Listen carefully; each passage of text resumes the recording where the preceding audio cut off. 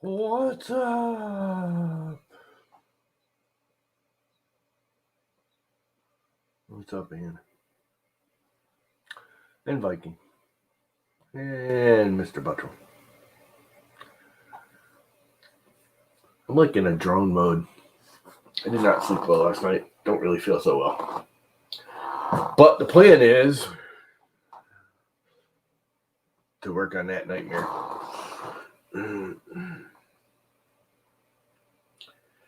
I don't know how far I'll get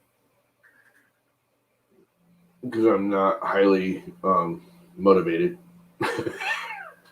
But we're going to work on it. I screwed this box up so bad, it's unreal. I'm printing parts. I printed the box and forgot all kinds of crap when I designed it. Like, making screws fit. Oh, well, it's life, I guess. So anyways, it's a nightmare. It's a rat nest. But I'm going to try and fix it. But, you know me, that means I'll probably just screw it up.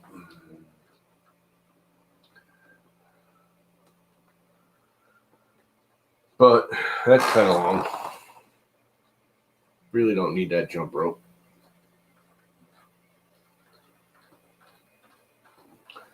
And this one's kind of long. Really don't need that jump rope. I got to replace this whole thing because it's not quite long enough. Well, I'm wondering if I have enough room where I could just pull it back. Might be able to. Let's find out. Then I'll have to rewire the whole thing. Yeah, not really. Maybe. Might as well take a look. Snippy things. Things that go snip.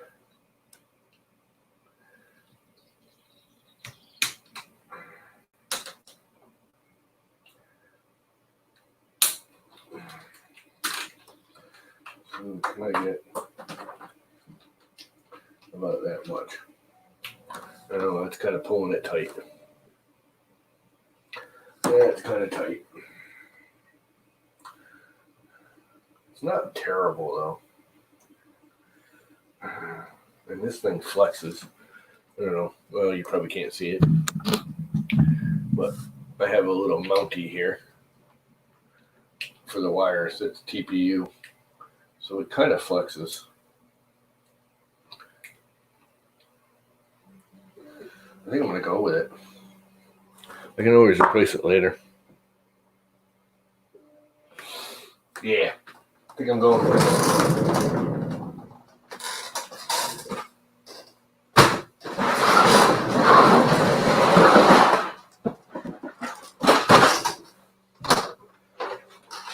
Somewhere around here, I got some purple ass tie wraps.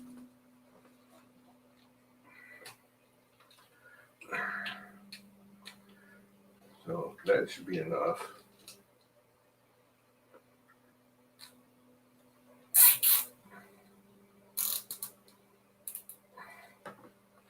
There. And that will, yeah, that will barely reach, but it'll reach. What's up, David?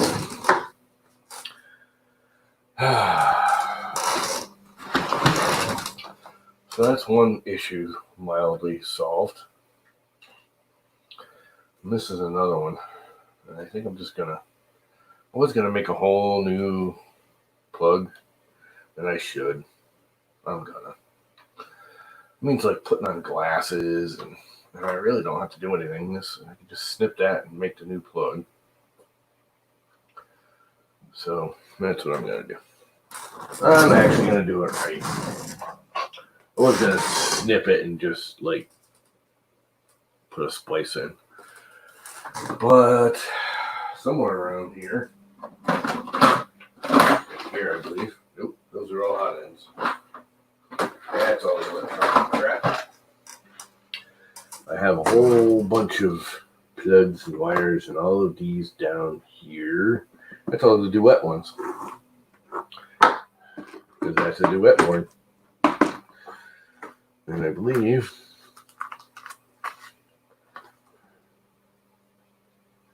these are all the terminals. I have plenty of them.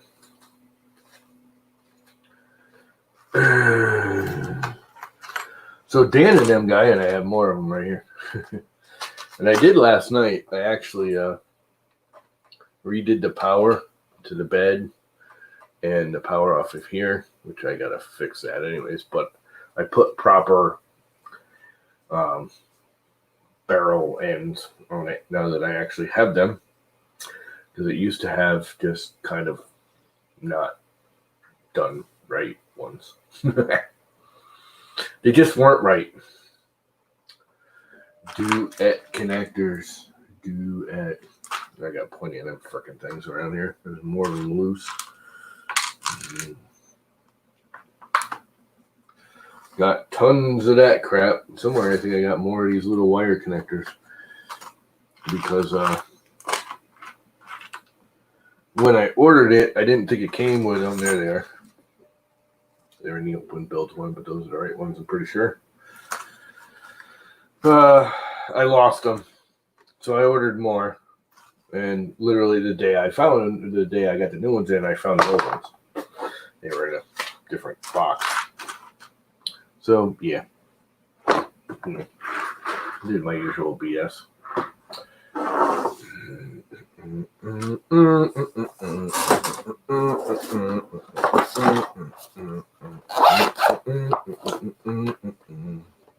Strippers. See, I got one of these things now that does the proper thing. And this actually works pretty well. And it wasn't expensive. It wasn't cheap, but it was like $15. And it came with a bunch of the connectors. Actually, I think it was $20. I don't know. It wasn't ridiculous. We got that a long time ago. And I bought a proper wire stripper. I like these. I do like the ones that crimp and go off. And then these are the ultimate. Although I still have a hard time using it because I'm old and blind and fat and clumsy. So, what one am I just staring at? This one.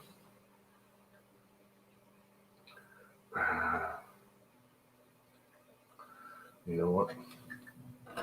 I'm just gonna unplug shit.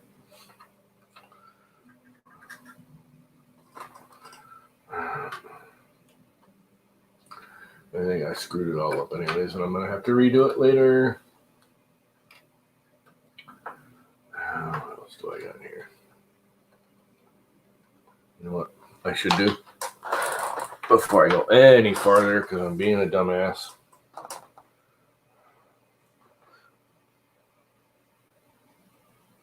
Take some pictures of it, even though I've got some of it unwired already.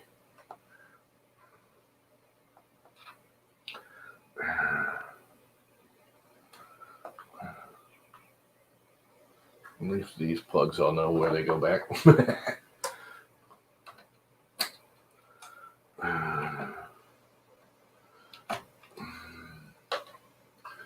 And the hot end I can unscrew if I can find my little screwdriver-y thing, because it's got this little mini screwdriver-y thing going on.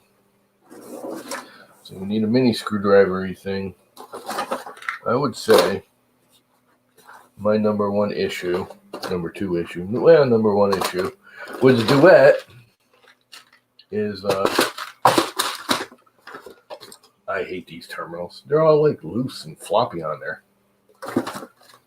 I just don't like that. See, I got proper barrel connectors now. I gotta get more organized. This one has to go to a different level. Like down here out of the way. With all the other tools.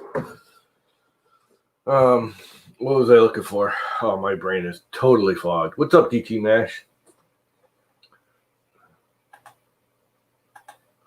Oh, I gotta do though. I gotta do the thing.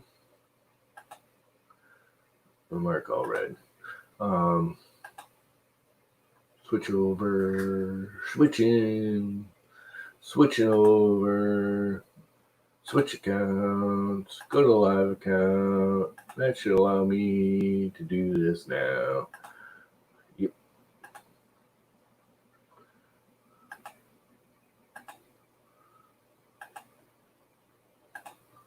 Okay, what happened?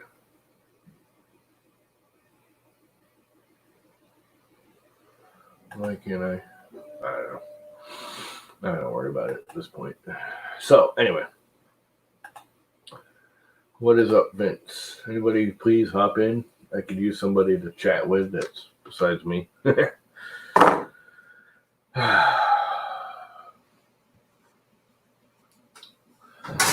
Looking for the little screwdriver thing. I have a little pack with little mini screwdrivers in it. It's a little one of these, but micro-y sized. And I just had it last night. Of course, I started cleaning last night.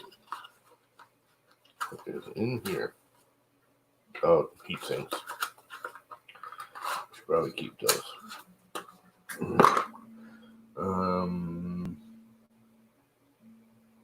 I had them last night. I sort of half-assed organized last night when I was done. And now I can't find nothing. Isn't that the way it always is?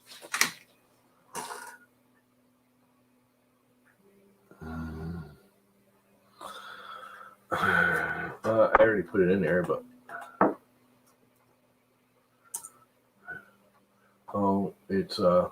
it keeps reverting. That's why.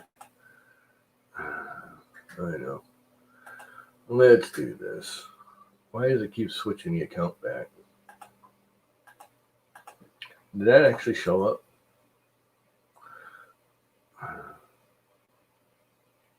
Let's do this. Did that actually show up? And now I'm getting feedback, and now that's the right one. And now I can pop out chat. And I can make that window go away. And then I can paste it in here, and it'll be right.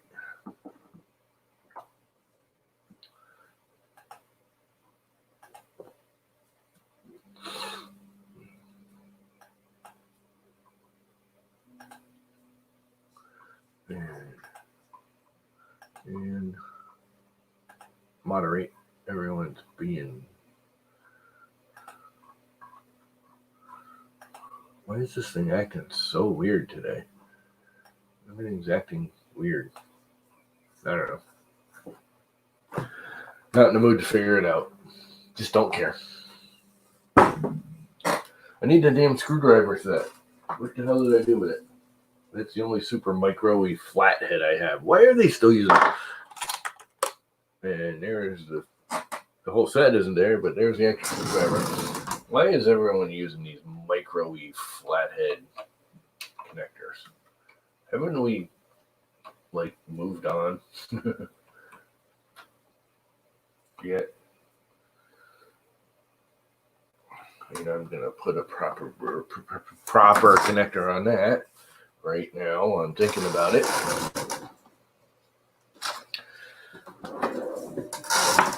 A proper connector on that. I think I can use about the smallest one. I don't know. These are all color coded or something. I don't know what the hell they all mean. This is not my thing. Hot end wire is right here. Come out of that rat nest, you. Will that fit on there? It certainly does.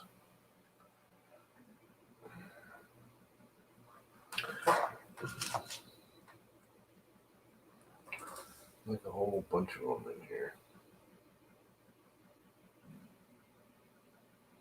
I do like how the little thing is going to cover the fray from the hot end. Not that you can probably see it because it's all small and the camera's way the hell over there. But now we need the tool.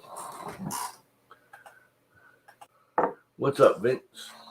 Well, not much. Just got back from physical therapy. Oh yeah, was it fun? Did they beat the crap out of you? Not too bad. Not too bad. Oh, what am I looking for now? A magic tool. The magic crushy tool. The crushy magic tool. Now I need that wire back wherever it went. Now I kind of bummed. It's off the auction. I won a SKR Mini, but the video display doesn't work. Did you try flipping the wires and all that crap? Yep. The SKR is backwards. Everything else. Yeah, I get a screen to light up, but no text. And when I put a SD card with firmware on there, it'll do the convert and give me the current bin. If you're getting the light, it'll work. I'm telling you, you just got to flip one or the other of the wires if you have a light.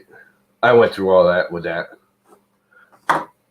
Just like I think it's number one. If you leave number two, if you have the light, if you leave number two, you take number one and flip it over and plug it in. Oh, this just has one hookup. Which? Wait a minute. What screen are you using? The Ender 3 standard screen. Yeah, there should be two wires. There should be right, but the board has just one hookup. So no, I don't get anything on the EXP1 or 2, but on EXP3 I'll get just a screen lit but no text.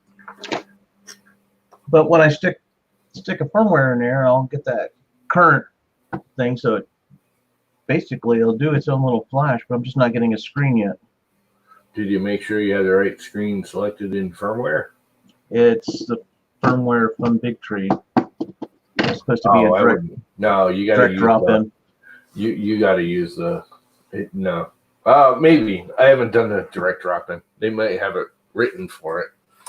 Yeah, because I'm pretty sure the Ender uses the full graphics display.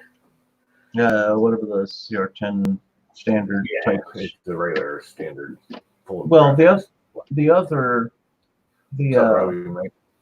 E3 Mini dip that I've got that I put into the Ender 3 Pro, I just basically drop that in. It's essentially the same board except for you can actually put what steppers you want. So I got 22 nines on that.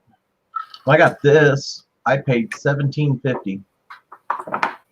So I took a chance on it, being it's a return. So if I can get the screen to light up, great. If not, it might become another return somehow. I don't know. But yeah, if I get that working, I'll have a second board for the other Ender 3. I would. If it lights up, it generally means it will work. That doesn't mean it always works, but at least in my experience, if I can get it to light up, I can usually, by flipping plugs and whatever. Yeah. All the stuff. As you guys can tell, I'm highly motivated to work on this thing. Oh, that's okay. I had 2 fans to put on to fix. One on the Ender 3 Pro, which was the regular cooling fan. That one had broke one of the fins on the fan, so it had vibration and making a noise. Holy crap, Robbie Mac, how are you even up, dude? Where are you guys, what time were you guys streaming with Dan last night?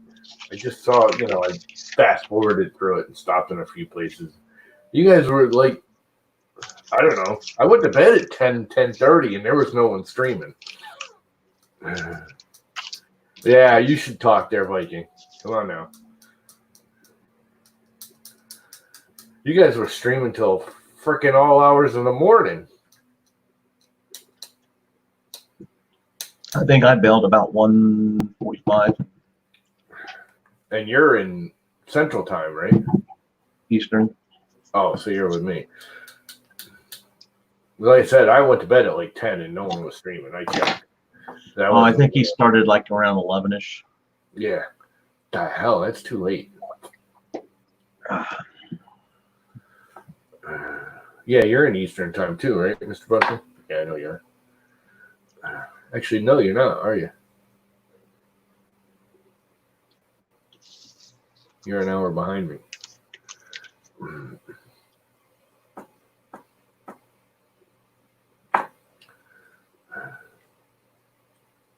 That's insane. How does he? I can't. I'm too old for that crap. Can't do that crap no more. Just can't do it no more. What the hell am I doing? Oh, snipping wires and making wires and stripping wires. That's what I'm doing. Let's just freaking do it. Yeah, I was looking at Josh's post for the alien box. This is the one I want. Look at how long this wire I made was. Why did I make this freaking wire this long? I think I already had the wire made and I didn't want to remake it because it literally will be perfect. Although this is a new box, which I totally screwed up.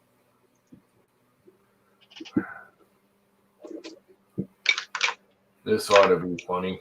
Let's see if I can blow something up.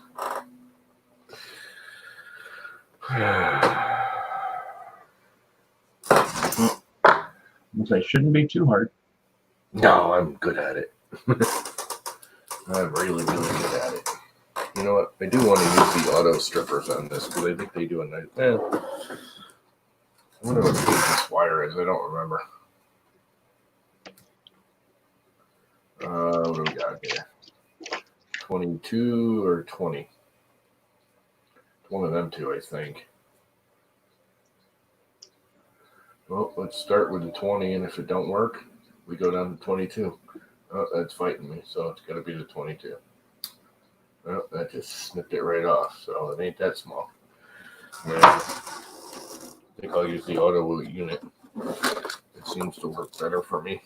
Because I'm a klutz, and I don't know what I'm doing. Let go, you. Let go. Let go. The only thing I don't like about this thing is it's basically right-handed. Very much right-handed. Very, very, very much right-handed. Yeah, digging around my storage looking for some parts and came across a Elgato Game Capture HD that I forgot I had. Oh, what? It's a stream capture. Just put it in between your HDMI and hooks up to your computer, and you can basically record your streams. Which you really don't need anymore because you can pretty much do that anyways. Oh, it just basically just goes right in between. But it's another thing I got off a Fast Track pretty dirt cheap and never really messed with it until yesterday. How much wire do I actually need? My problem with this crap is I can't see it. Even with my glasses on, I just can't see it. Are these my 1.5s? They are. I might need to get new glasses. No, I'm about there. I got 1.5 readers, and well, I leave there's these a few on. times with really tiny print. I have to. You can't see it. I leave the stickers on. It tells me what the magnification are because I use 1.25s and 1.5s depending on what I'm doing. So I just leave the sticker on so I know which one I'm grabbing.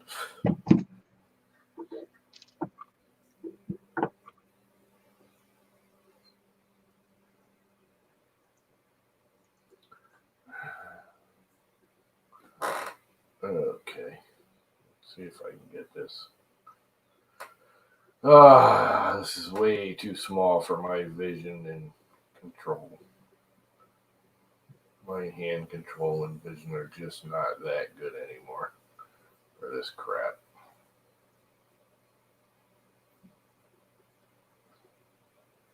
But that worked. These things, I gotta say, they were like 35 or 40 bucks. They are by and far the best pincher, crimper, whatever you want to call them, that I've ever Even I can get a nice, like, it's like almost like a factory quality crimp, if that makes sense. Yeah. I can't see what the hell I'm doing and where I'm crimping.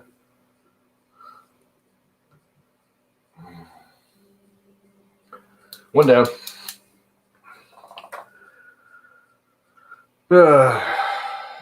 This is just nerve-wracking to me.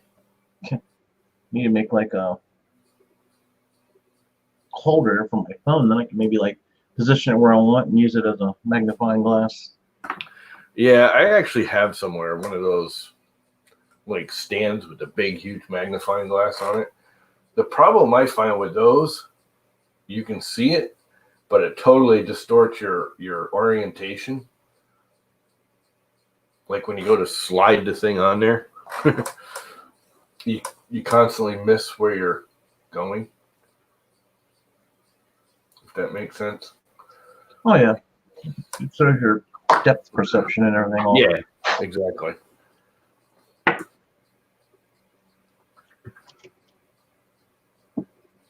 I haven't got my alien box yet. I think it'll be here by tomorrow. But from what I've seen posted for the project, there's going to be another little Arduino Nano. I think that's 3 or 4 of them I've gotten from his projects already. So I got a ton of them now. You've gotten or not gotten? Got, well, yeah, I think I got like 3 of these right now, and then I'll be getting a 4th one for this month's box.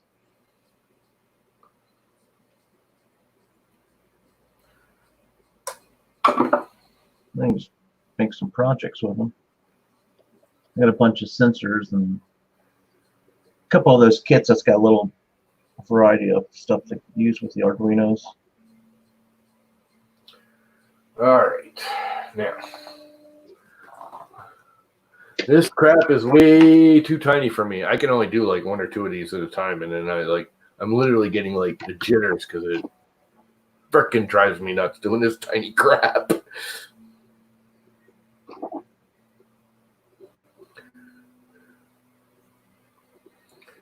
It's very, very difficult on my brain. I don't have the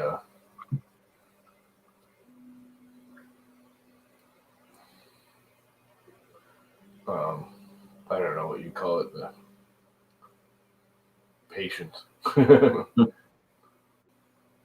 for it generally. These are coming out really good now, which is a new and amazing thing for me because I never get them to come out that neat. And they're coming out, I know you guys can't see them, but they're coming out almost perfect.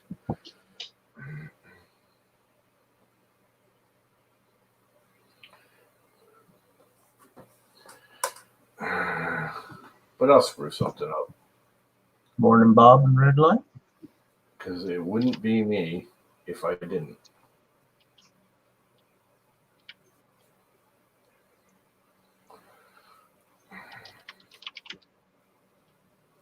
Okay, 4 plugs. All right, so here's the old plug. So the red one,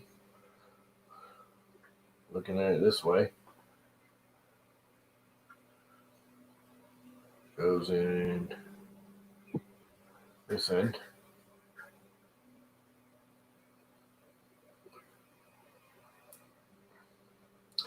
And then the blue one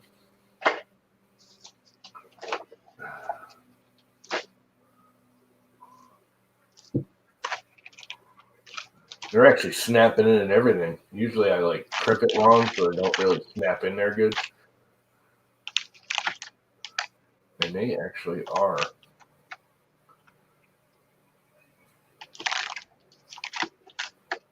Green and black. I think I'm doing this right and everything.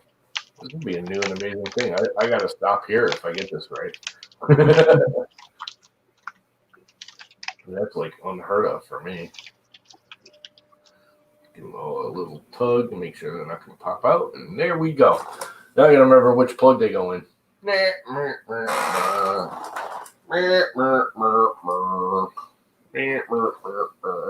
don't remember. I do not remember where they plug into. All right. One down.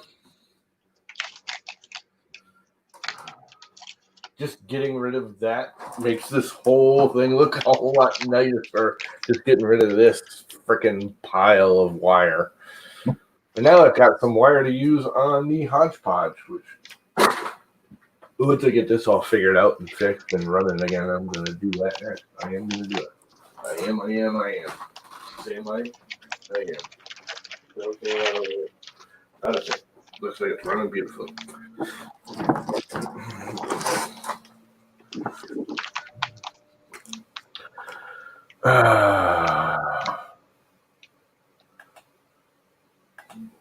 Dr. Jekyll and Mr. Red Light. No, it's a llamaCore. It's I never released it because I'm not going to subject anybody to my stupidity. It works. I can keep it working. It actually works pretty well, but it's not something that anybody else wants to deal with. I did this. I actually built this right about the same time that Tech2C was coming out with the Hypercube, the original Hypercube, and I almost started his design because he literally hadn't finished his videos and stuff when I started building this.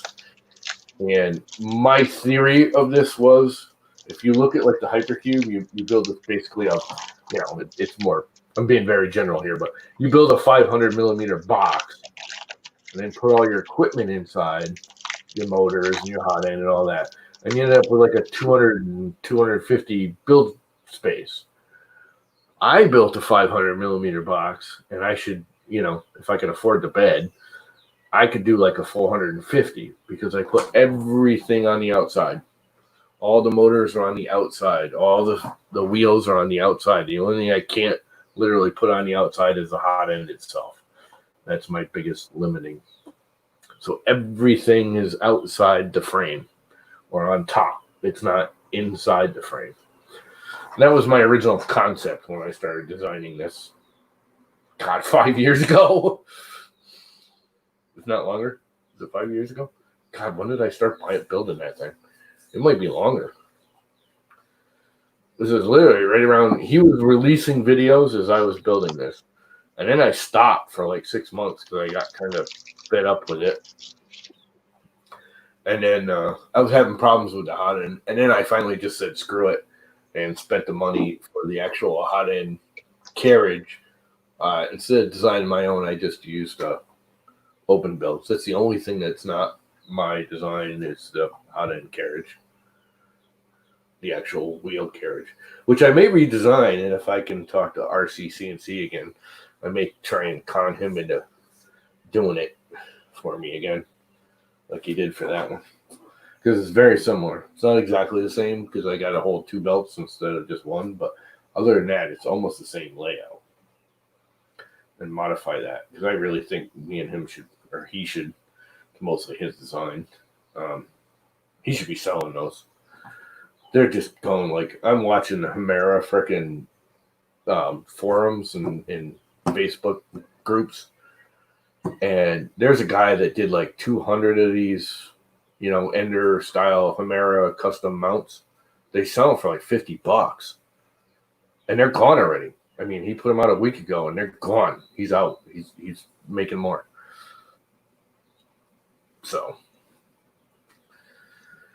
I think he could do well, although it's probably late now because the other ones are out. But I don't really like the ones that they do. Not that there's anything wrong with it. I just don't like the Ender angled belt path. It's not a good thing. My 2+ month LA Express order is out for delivery, but about time. Really? Robbie Mack is not moderating? I think everybody's moderated now. I think everyone's been spanner hand. How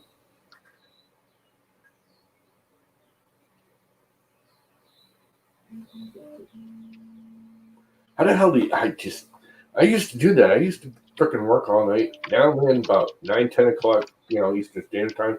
I'm freaking dead. I can't stay up. I'm old. All right. Next thing I need to do. I need to remember where the hell to plug it in. So let's go in, share a screen just for giggles. So you guys can tell what the hell I'm doing here. And then search for Duet Wi-Fi image.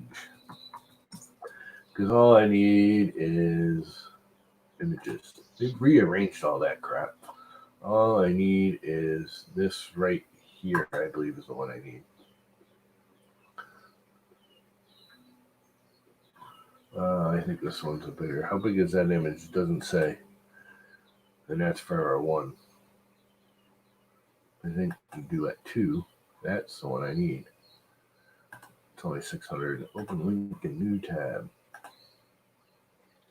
Oh, I didn't need that. I just need this right here. And print. And print. So I remember which plug is which, because I don't remember crap.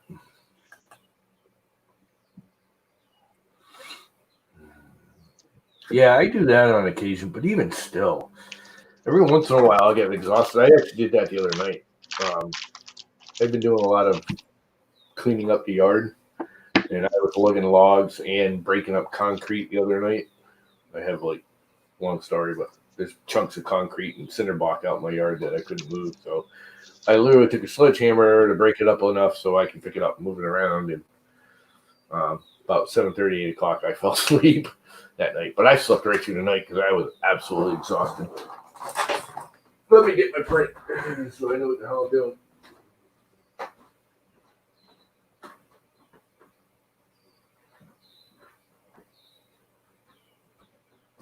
And I should have spun it, but it don't really matter all that. But now I can tell where everything goes, and it's this way, correct? Yep. So this one that I just did is actually, I think, my X motor, which, nope. So it's going to be the Y motor, which, that's my Z motor. Y, X, E1, E1. Oh, no, there's the Z's. Okay. So this is the Y, so this is the X. Okay.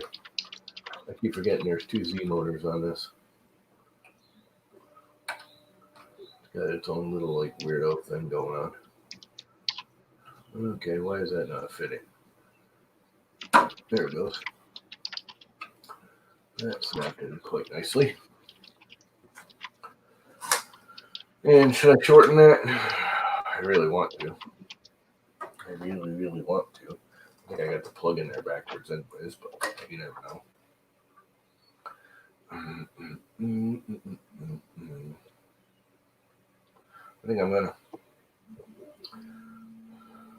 think I'm gonna shorten it. At least some. I want to leave a little extra length, but just not quite that much.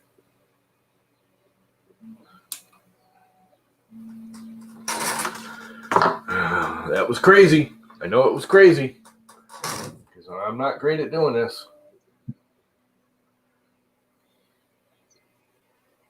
Yeah, as far as messed up sleep schedules, I've always had a messed up sleep schedule from work. Yeah. You never get any continuous sleep, but being off already for almost 3 weeks now. You're almost back to a normal sleep schedule, are you? No, I honestly, I still wake up right plus or minus 5 minutes of 6 a.m. Just out of habit. That's late for me. I mean, but out of habit, I wake up at 6 every morning. which is good because as long as I keep doing that, and then when I do go back to work, I'm not going to be going, oh, like trying to get back into pattern again. Yeah. No, I still get up at like 5 o'clock in the morning every day. I don't necessarily get up, but I wake up. Okay, separate you little bastard.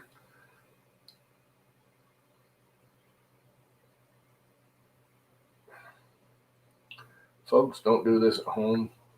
You will slice your damn finger.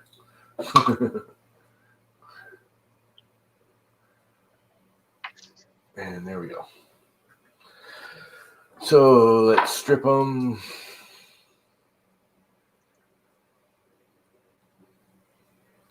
The only thing bad about this stripper thing is it takes too much.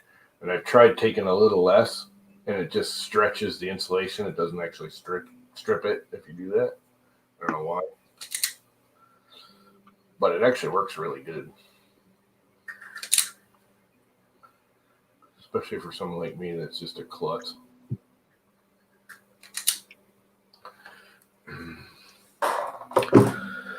And after I strip it, then I can twist them up and cut it back just a little bit. I don't have a massive piece of wire in my way.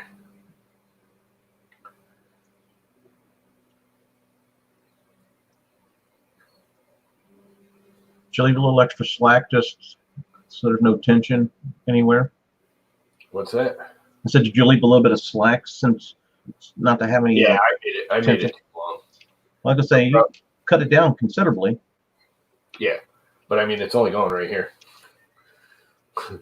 It's going to be like going all the way across the box and back still. I did everything long because I wasn't originally planning on leaving the box here. I was going to move it, and I wasn't sure where. I was actually thinking about doing it on the bottom. The more I think about it, and the more I've moved printers around and cleaned up all the crap that's on, that's on the desktop after I, use a printer for a month or two and then pick it up and move it.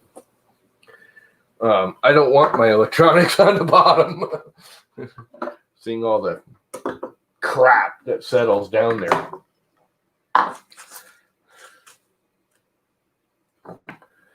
Oh, the crapola.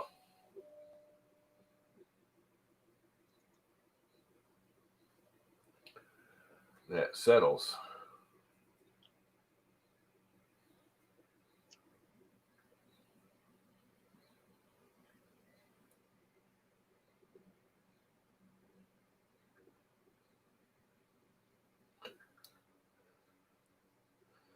This thing does a beautiful freaking job. Oh, I'm still screen sharing, aren't I? I gotta get a new keyboard too. God damn it! I just bought this piece of junk.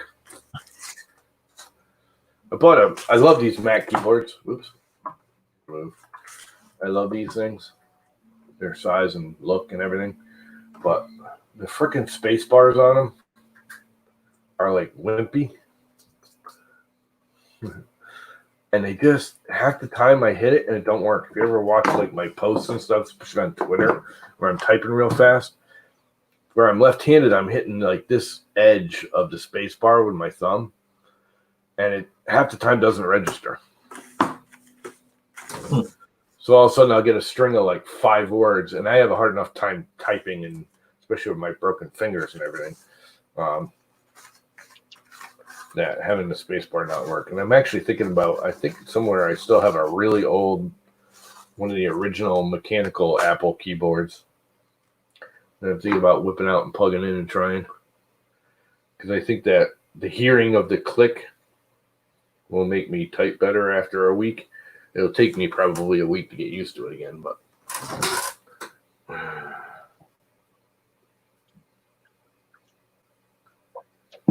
I am really not good at this micro crap.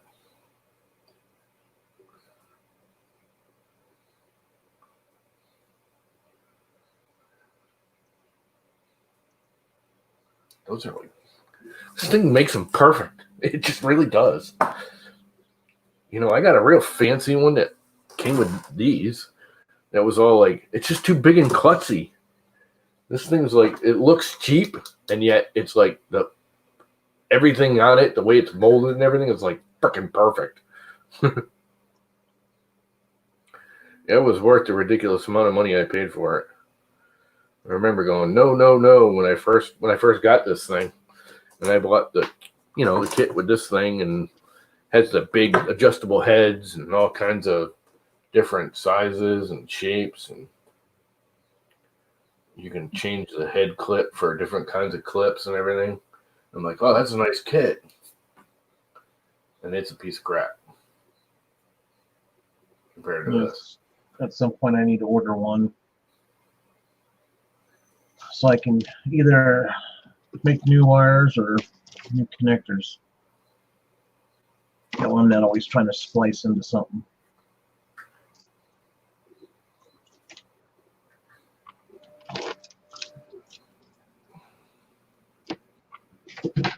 Of course, after seeing Brian Vine's video on setting up connectors when you replace your fan, so you know he's just disconnect it the next time. I don't have any, so I just went ahead and soldered it. And everything. My whole hot end is full of plugs. I have everything, so I can every fan, the hot end itself, the thermostat, everything is on a plug. I can unplug my hot end and take it off the whole printer in like 2 minutes. Every printer.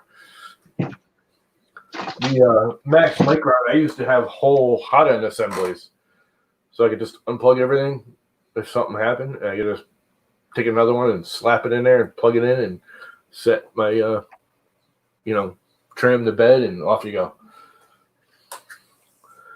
Because I have a single. That's the only thing I always do too with all of my printers. They all have a bed height adjuster, so I don't sit there and turn all four corners every time if I change a bed level, or if I go from the easy mat to say the PAX or go to the PEI. If they're all a little bit of thickness difference, all I do is turn one knob and the whole bed is adjusted.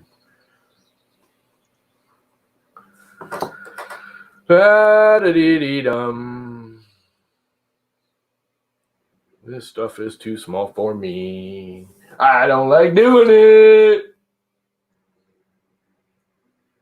I will say I'm getting better at it. But that didn't, it did. Why is that not going in there? Did I over crush it already? I think I may have. Oh, no, there it goes.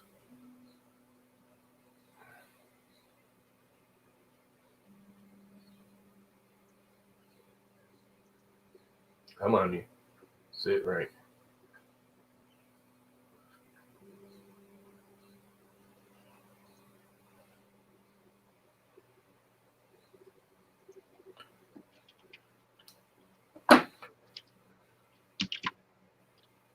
Oh, don't look so hot. I think I want to give this a little crush right here. I did it. Actually, they all did it. They're not really. They're crimped on the housing, but not. Oh, crap. I knew that was going to happen.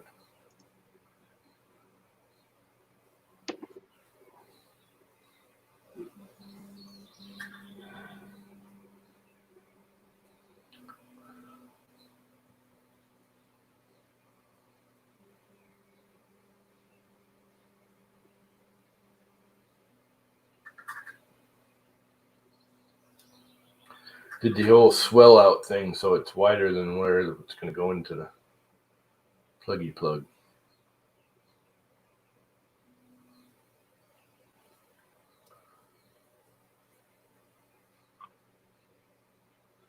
None of these actually clamp down on the wire well.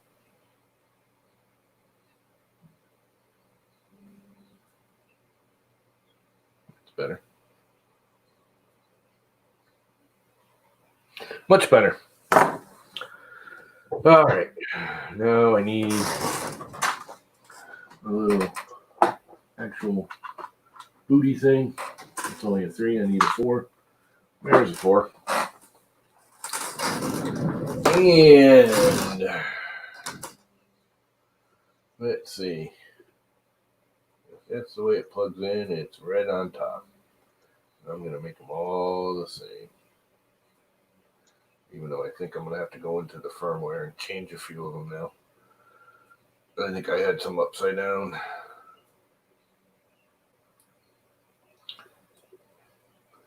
Which is no big deal, because that's the one good thing about the rip-wrap firmware. I can go in and just go flip it.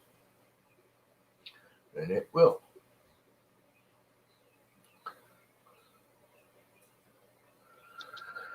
Red, blue, green, black. Yep.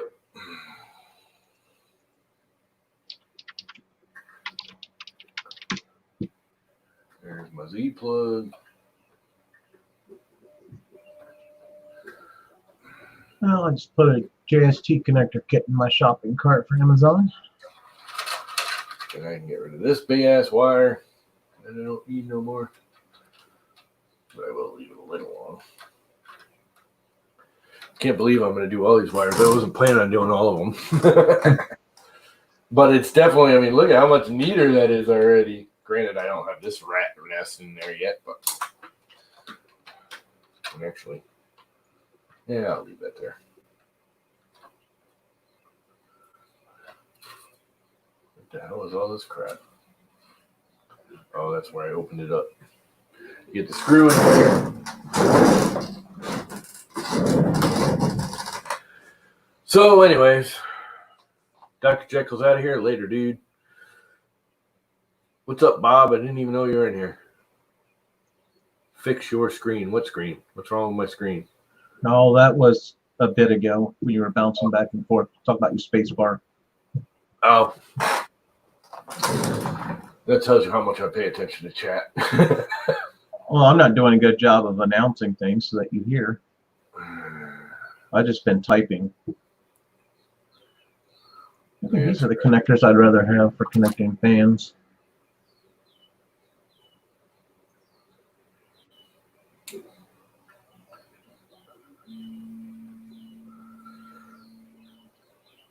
And we all had a real good time. You know, that's the one thing that kind of ticks me off with YouTube is you can't, like, play music in the background. I just got flagged talking to that. I did a Twitter video, I think it was. And it was just one of those, you know, like I had the phone and I did something. I don't even remember what it was. And I, like, videoed it for, like, 10 seconds. And in the background was music playing. And it's like a 2-year-old tweet. And I just got a flag today for it, or yesterday. Like, oh, this has got, you know, copyrighted music in it. It's like, for one, if it's that bad a quality and it's that short, who the hell cares?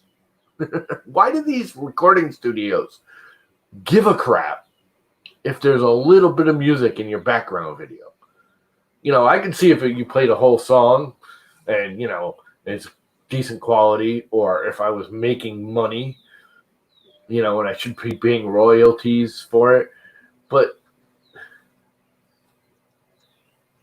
who gives a crap? For one, it's freaking free advertisement for the song. Because if somebody hears that song and they go, oh, that's a good song, I want to go buy that, which I've done hundreds of times. You know, oh, wow, I forgot about that song. I don't own that song yet. I'm going to go to iTunes or Amazon Music or whatever and go buy it, which happens a lot. And they're not letting themselves get their own free freaking advertisement. They just don't get their stupidity. Man, there's my rant. There's my pooch rant.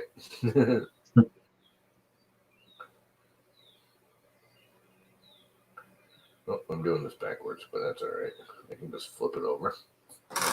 I haven't stripped those yet. Dumbass. Oh, boy. Strip-a-dip-dip.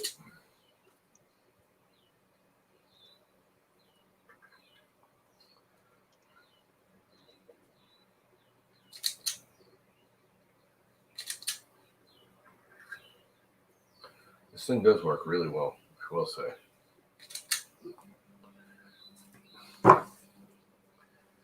I will say, I like that stripper.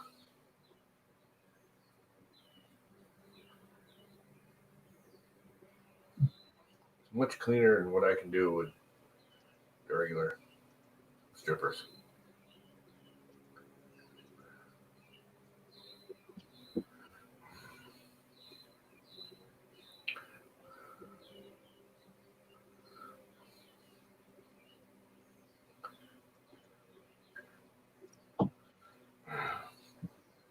All right.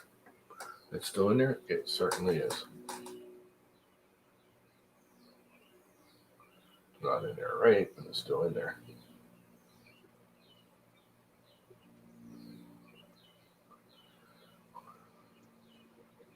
All right. That's not twisted enough. There we go.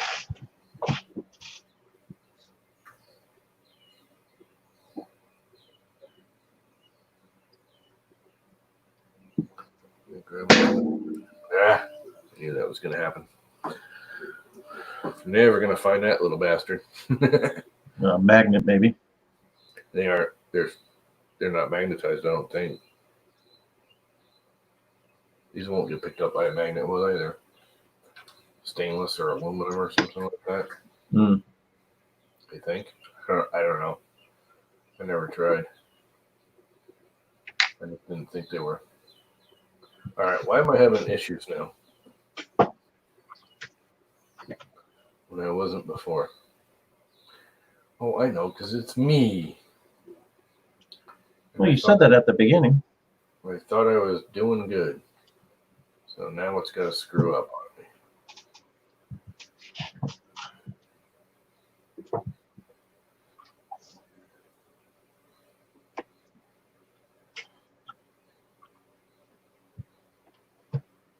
I think this is actually a little bit thinner wire.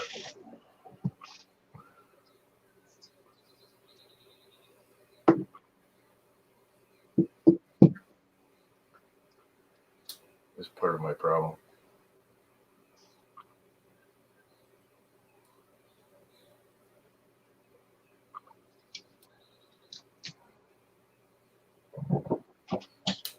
I think the stock wire is thinner than my little silicone wire that I bought.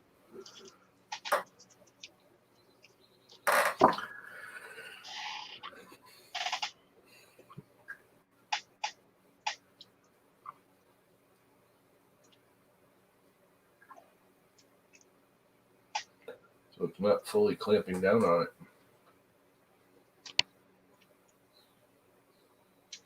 And I cannot see what the hell I'm doing.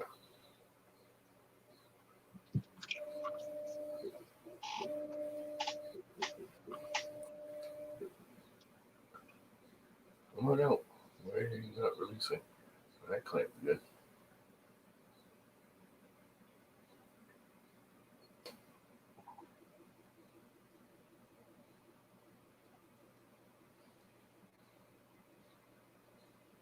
That was perfect.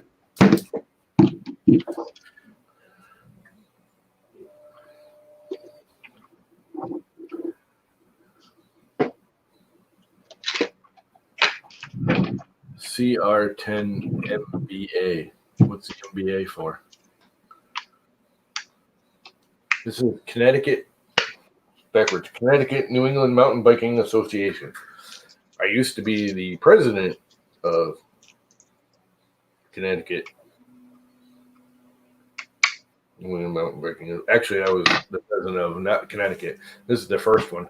Connecticut had its own chapter, and then we split off into 5 chapters, which the original president didn't like at first, and he thought about it because basically all the states had multiple chapters, and when it went to vote for stuff, they had more power because they had more chapters.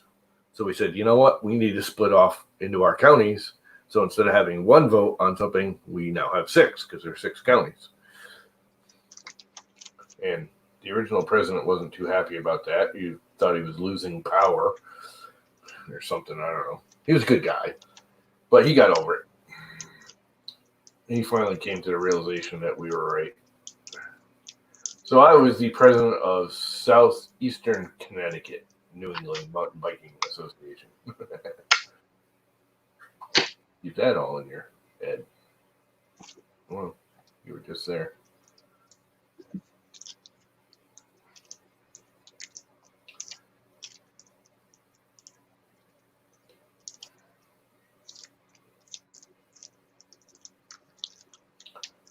I'm getting really good at splitting the insulation too, because there's like two little grippies on these. And I get the first one to bite the insulation and the second one to bite the wire. Does that make sense?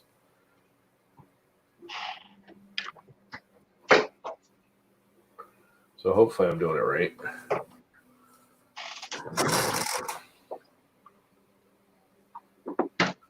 Hopefully, I have no idea what I'm doing, to be honest with you. Just guessing. I'm always just guessing. When it comes to wiring.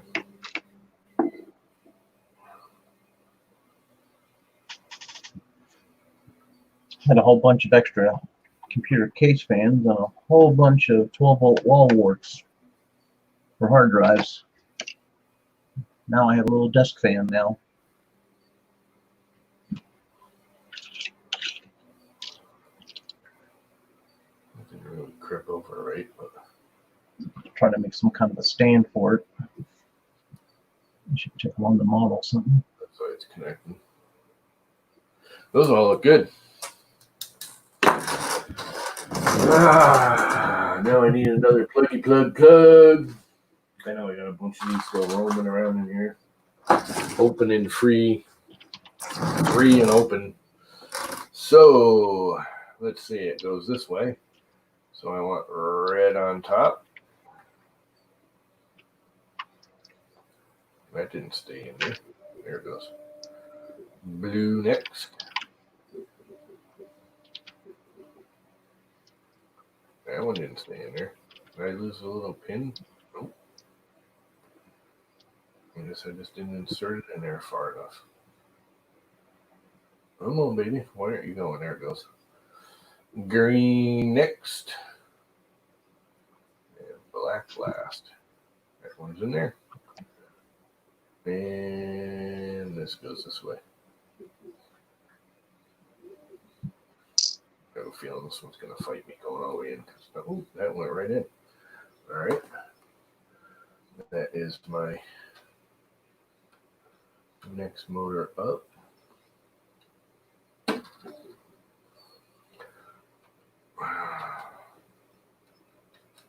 So you're just shortening all your cables?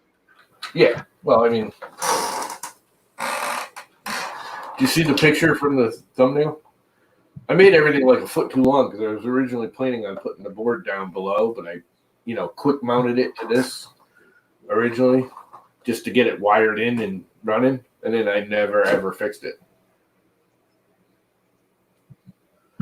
So, but 2-3 years later, I finally decided. I built a new box for it, cleaned it all up, mostly because I had it in the closet and I was worried about, as I was moving it around, trying to figure out where I wanted it, I was going to hit it against the wall or something and break it. So now I'm actually putting it in a box instead of having it open. I got to get a fan on here and just kind of cleaning it all up. Is the plan anyways. Is that actually gonna? Yeah, that'll go in there. Just neatening it all up, basically. Yeah. Making it a little less likely to catch wires and make a mess and screw something up. Which, I'm going to screw it up. Actually, I just think I plugged that into the wrong one. That is the E motor. And that is not the E motor. That is the that belongs down here.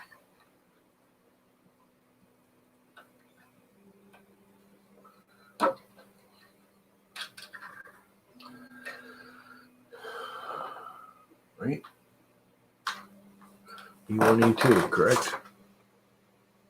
Yeah, E0, E1. Same difference.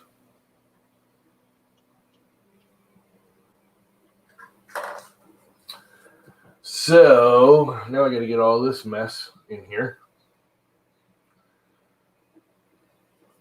So I might as well just start doing it, huh? Let's untangle it as I do it. How's that for an answer?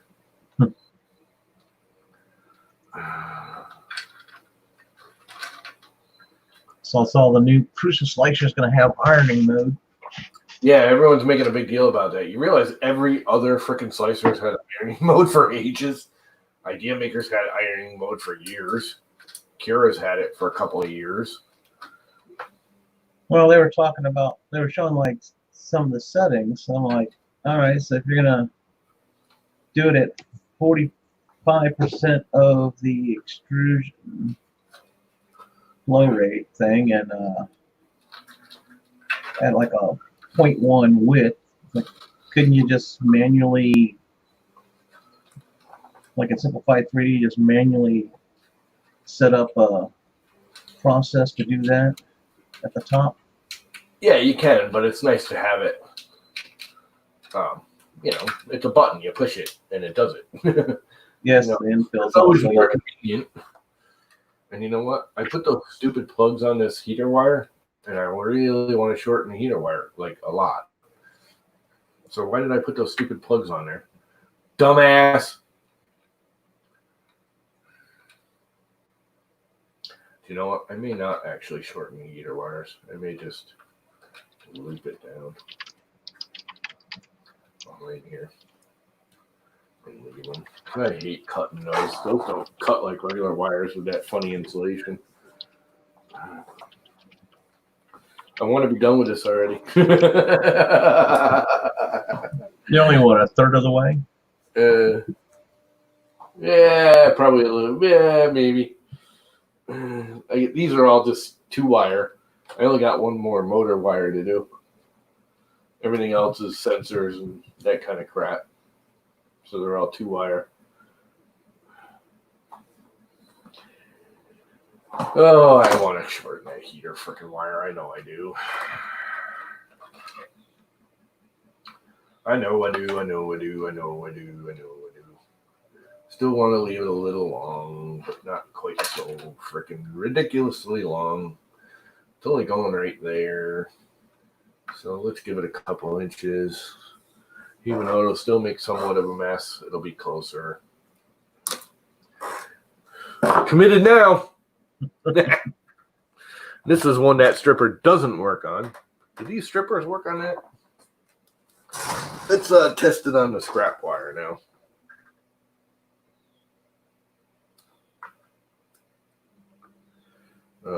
Was that too much?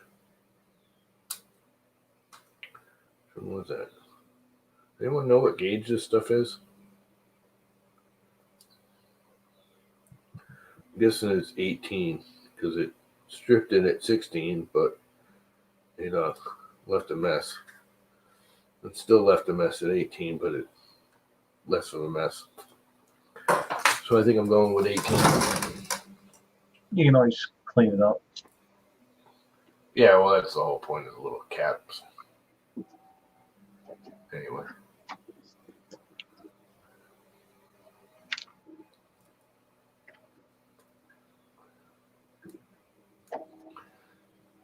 One thing I don't like about this heater wire stuff is it's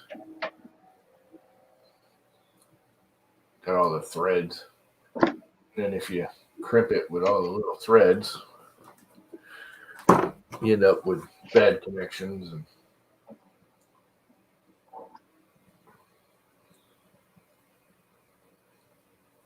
all that kind of stupid crap. I think I'm going to need to sharpen these or get a new pair. They're not cutting the insulation no more. I used to do it with ease.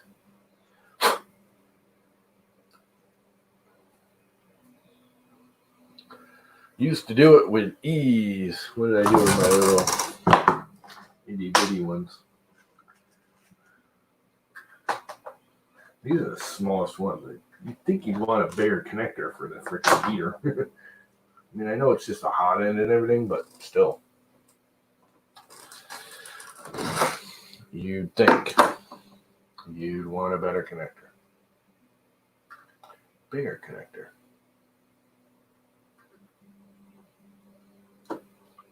This thing's kind of cool. when you look at how it works, I don't know if you ever seen one of these, the way it like crunches in like 4 ways. It's pretty cool.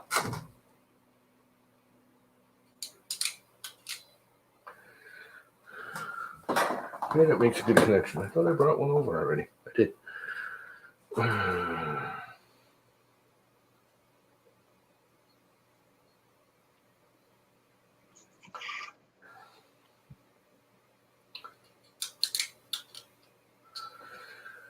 right. Now,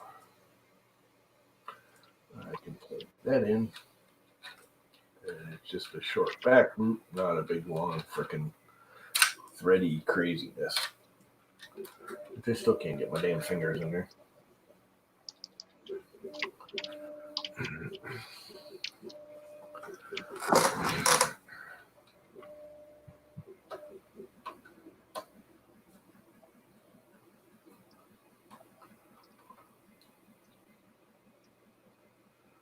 Did I snip off the end of that?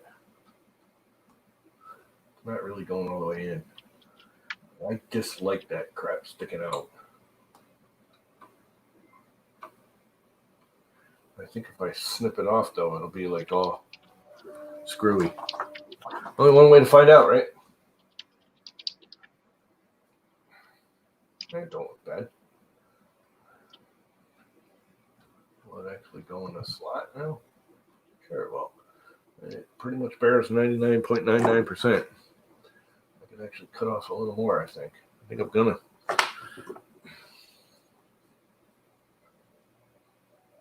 Just a tad more.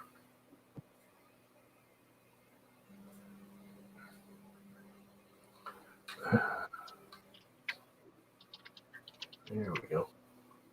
That looks freaking perfect.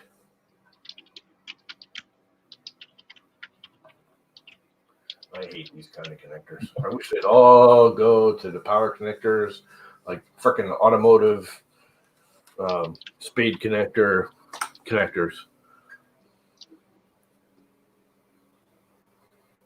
You missed a lot according to chat? I don't think so. I haven't been paying attention to chat at all, so you couldn't have missed much.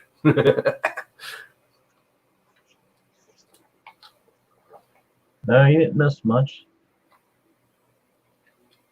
You watch them crimp one set of wires, you watch them crimp the last 30 minutes. Cut, crimp, repeat. Cut, Monotonous infill? What the hell is monotonous infill? I don't even know what the hell that means. Monotonous. Monotonous, whatever.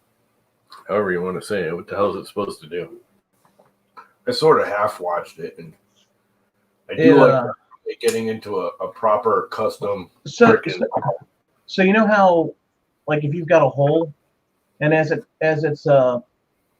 filling in, it gets to the hole, and then goes around, it continues, and it goes back, and then tries to fill in the area that it couldn't get to. Oh, yes, that does look cool. So you don't have the drag line from its traveling. It's not the drag line. It's that change of direction, so you don't see it. So it all looks like one continuous path again.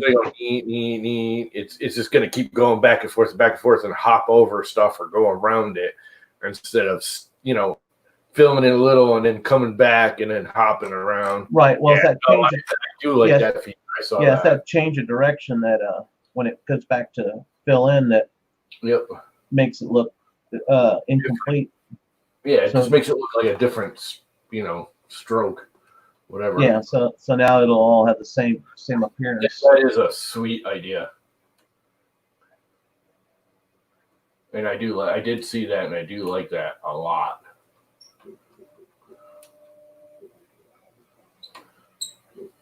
Because that's one thing I don't like. You get, especially like this thing, with the big flat face on this side. There's areas of that you see where it's either going a different direction or a different speed. That's like, I don't know if you guys remember the velocity painting. Remember that a couple years ago? Where all you did was change the speed and like a pattern would appear. Yep. I kind of like that. I don't know why that went away other than it was a real pain in the ass to use. And it was a real pain in the ass to use. I did it a few times. It never came out all that great for what I did, although I only did it, like I said, a couple of times. All right, this one is my extruder motor one. And that goes right there, so it can be really short. But I will make it a little too long just to give myself some anti-llama length. Yeah, it should be long enough right around there.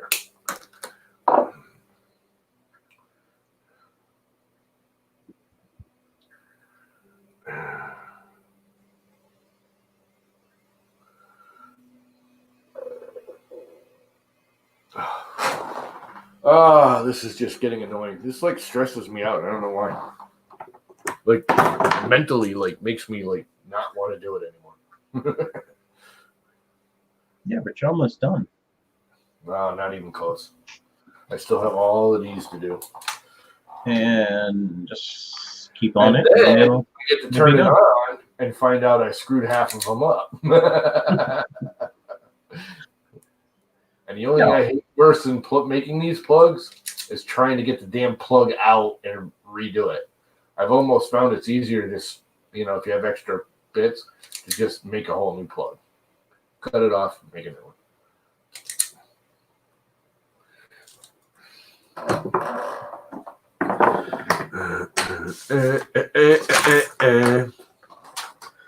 I will say I do like these better than really like JST floor crimping. These always seem to crimp nicer.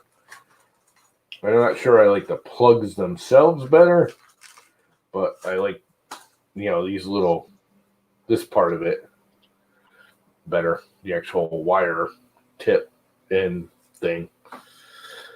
Okay, what am I looking for? This here guy.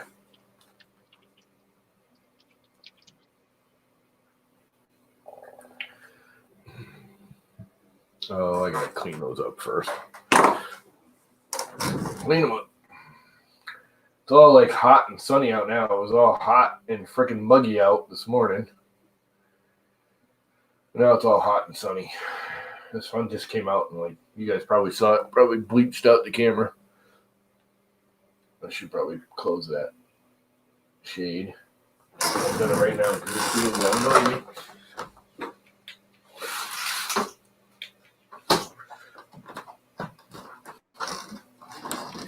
No, love sunlight, but I'm really not feeling so hot today. I don't know why. Probably because I didn't sleep last night. I seriously think I got new pillows when I got this new bed. And they're like Amazon basic brand pillows. They're actually kind of nice and comfy. I have a feeling I'm allergic to them. I have a mild allergy to them. Lately, ever since I bought them at night, I keep like waking up in the middle of the night, like coughing and hacking and feeling like there's like my neck's closing up. And finally, last night, I threw the pillows off. I just used I have a pillow I use for my knees. And I just use that, which is an old, body pillow. And I was out like a light within 5 minutes and it went away. I have a feeling I'm literally allergic to those pillows. Yeah, it could be something in them. Well, they're not cheap, but they're just cheap pillows. They're just filled with the same old crap like every other pillow. I don't know what could be in them that's different.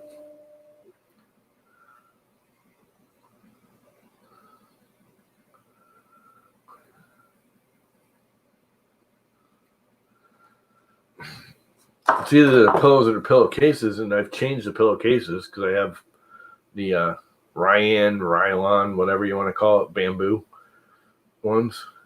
And I have cotton on there now. The cotton's been on there a week.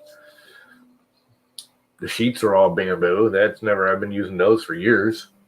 I like the bamboo. I think it's cooler and cleaner and smoother feeling. I've always preferred the bamboo sheets. Never had a problem with it before, so I don't think it's that. But it seems like lately I can't breathe at night.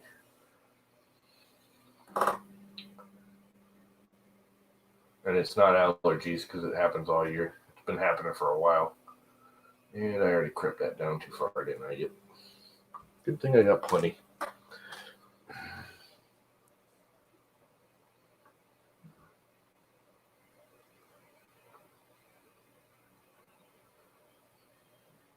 Ah.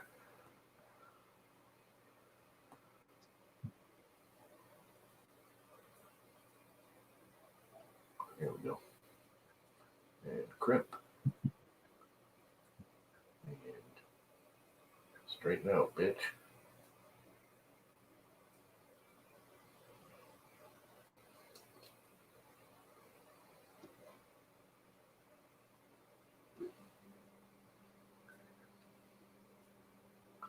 Why didn't they crimp down on the insulation very well?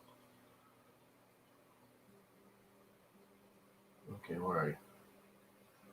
I am too old and blind for this crap. There we go. That worked. You know what else? This is at the absolute wrong height. Think about. It's like right at the wrong height for my fat ass shoulders. Off to work. Later, Bob. A printer build? Bob, post your YouTube channel real quick. I think I got you shared, but subscribed, I should say. But post it up there anyways.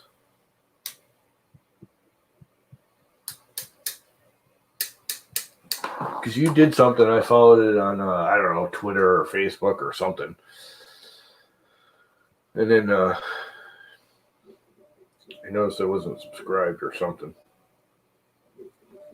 the other day.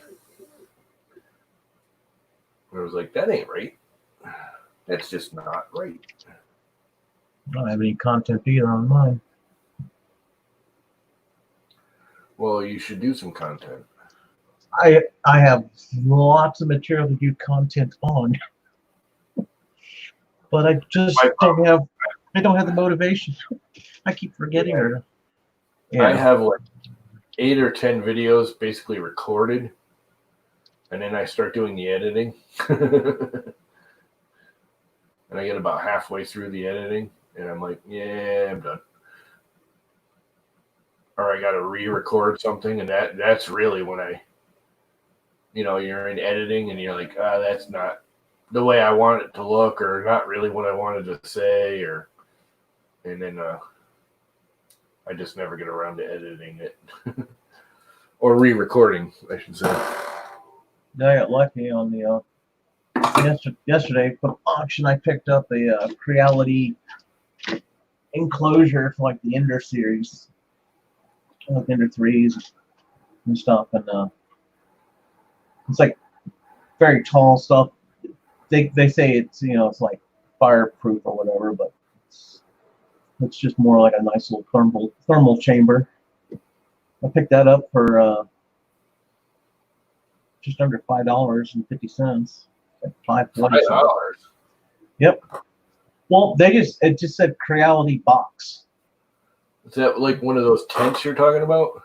Yeah, with a thermal silver crap on the inside and zippered so you can put your printer in it.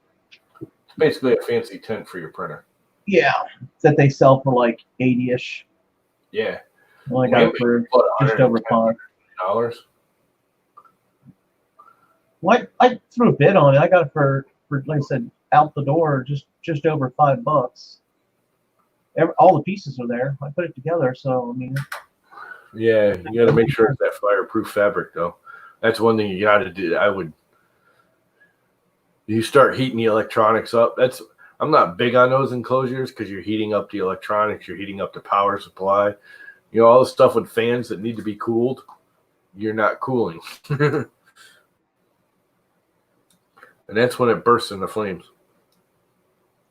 Well, whenever I printed ABS on my Prusa, one time I just tossed a garbage bag over it. Just my little opening where I can just kind of peek in and keep an eye on it. And And the other time, I actually took a like a diaper changing table and put it on there, and then took some clear acrylic frame poster frames and just put them on there for sides so I could see in and stuff. And the temperature inside only got up to like, I think like 109 C. And after I was done printing, it would take about 30 minutes to cool down to 90. I'm sorry, not 109 C, 109 degrees Fahrenheit. So, and then it would take about 30 minutes to get back down to like 90. So it's nice and slow cooling. And I never had any issues with that.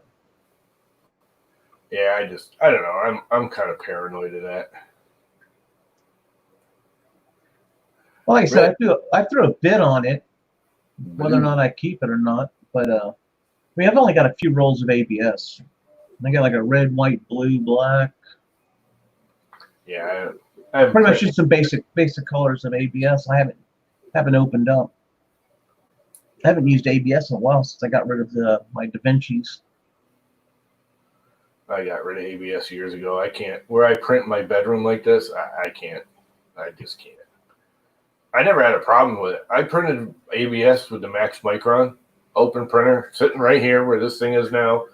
Never really, I mean, I had some issues with it, but I never really had a hard time printing ABS. I found it easier than PETG.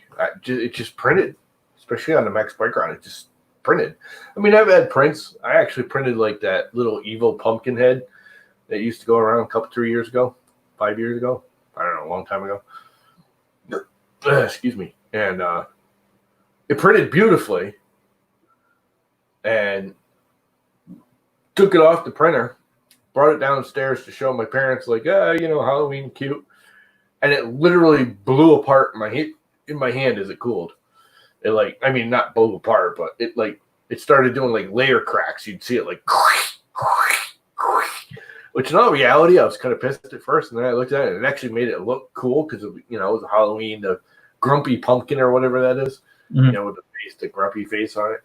Yeah. That's what it's, grumpy pumpkin. It actually made it look cool because like a couple of the cracks were right in the eyes and right in the mouth, but it was bizarre. And I'm literally holding the thing. And I'm like, isn't that cool? And all of a sudden you hear just like really loud. And then all of a sudden a layer crack appears, like big. It's not even like a little seam. It would like open up wide. It was freaking bizarre. And E0 is right here, or E1, whichever one you want to call it.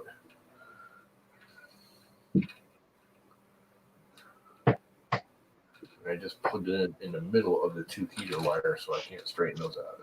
That's just brilliant.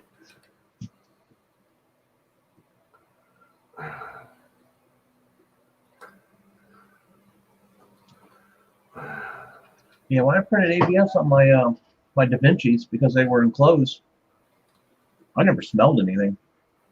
Yeah, see, everything I had was open. It's in my room and it used to give me a headache like really badly.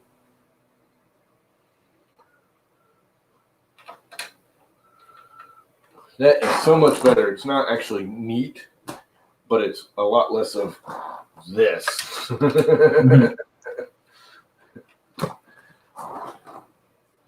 Oh, boy, yeah, I need a break.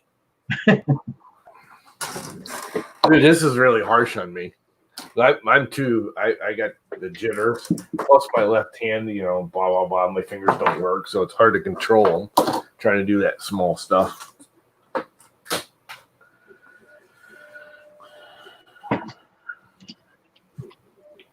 I'm going to put these like loosely in a tray instead of in the bag, but I think I'm just going to put them back in the bag.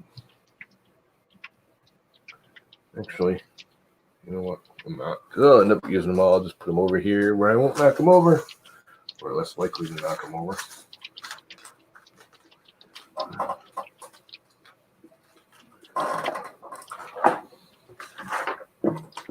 More wires. Wires. What sucks at printing PLA? Oh, the Da Vinci's, yeah. Yeah, the newer ones, they got cooling fans and stuff to be able to do PLA. The originals, if you want to do PLA, An ABS machine. I mean, that was their primary. right? But if you wanted to do PLA on the originals, you had to put cooling fans in. And, yeah, it's like the. then you had to flash. Well, I flashed the firmware to Rapidier, so I could use whatever filament I want and make all kinds of changes. Yeah, it's just like when I first started building this, the FT5 was out, or just came out a little before that. I was going to take the FT5, buy that because it was only $500. My frame was more than $500, and just convert it. You know, making it a Clark Y instead of the whatever you want to call that thing. But it had no cooling fan, and the freaking, you know, it was just, I don't know, there was a lot wrong with it. I was like, you know what? No, I'd rather start completely from scratch.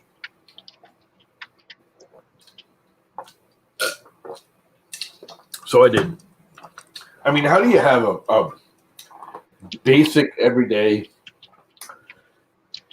you know, PLA printer that you're buying, you know, $500, especially back then, was a, you know, entry level printer with a lined hot end. You need I mean, it's a PLA printer with a lined hot end. That's PLA TPU. That's really all you're going to print with a lined hot end. Otherwise, you got to go in all metal hot end. Man, there's no cooling fan or anything on it. It's got linear rails with no cooling fan. People don't realize that the FT5, the hot end, rode on a linear rail. The rest of it was LMUs, but your X was a linear rail. Why they just did X, not X and Y, I don't know. But whatever. I mean, it was a cheaper linear rail, but it's still a linear rail. I don't know. I didn't get it. That's why I just said screw it and bought all the. I mean, a lot of this came from Foldtech because they were cheaper than everyone else. All this 2040 came from Foldtech. They were quite a bit cheaper at the time. I think they still are. Them and Zoltech are the best two for extrusions that I know of right now. The only thing I did was anywhere I knew I was riding wheels, I got actual, which you can't see because the mic's in the way, but where the actual wheels are riding, this is actual open build V groove. But there's only 1, 2, 3, 4, 5, 6, 7. 4, 5, 6, 7. Yeah, 7 pieces of it all are V groove. The one black one because I ordered black by accident. I put it in the cart and went, oh, I love black, and then I didn't switch it over to silver. So my X is the only black extrusion on this. It might change. You know, Morning, Ricky. I should buy a piece and just convert it back to silver, like everything else. And these are 3D printed. That's a 3D printed piece of 2020. I printed it on this. Kind of shabby, but it works.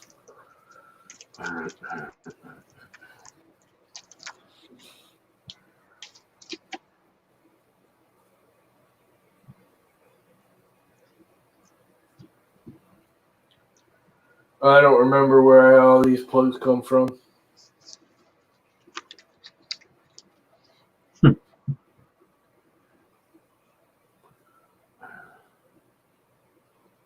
And of course, the wires are longer, so they're spliced somewhere in there, and I can't tell you the color because I have no idea.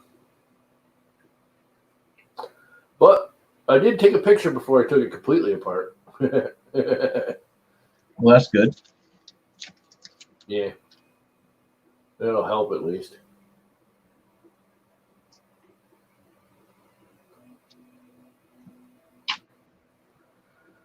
Oh, I just want it done. Tanner! Do it, man. Let me know. We'll do a nighttime modeling. That might be better. We'll do a modeling thing again.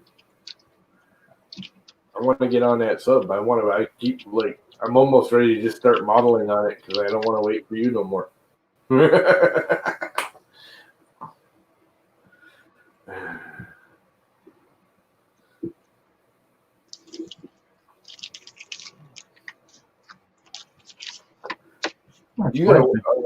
Yeah, you're working tonight though, right? But you're actually working this afternoon, so you'll be home fairly early. Correct? Although it's late for me.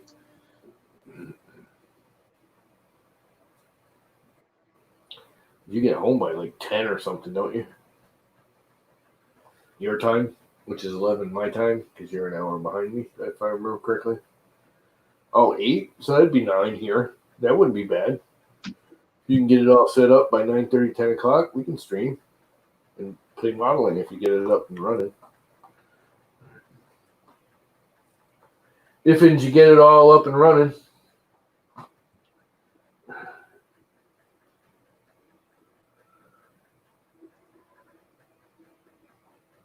Oh boy. Why is I'm doing all this work and it still don't look good? Still looks like a rat's nest in there. Just a little bit less of a rat's nest. Me and wiring just don't get along.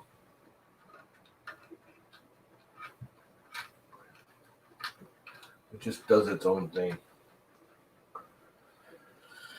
Oh boy.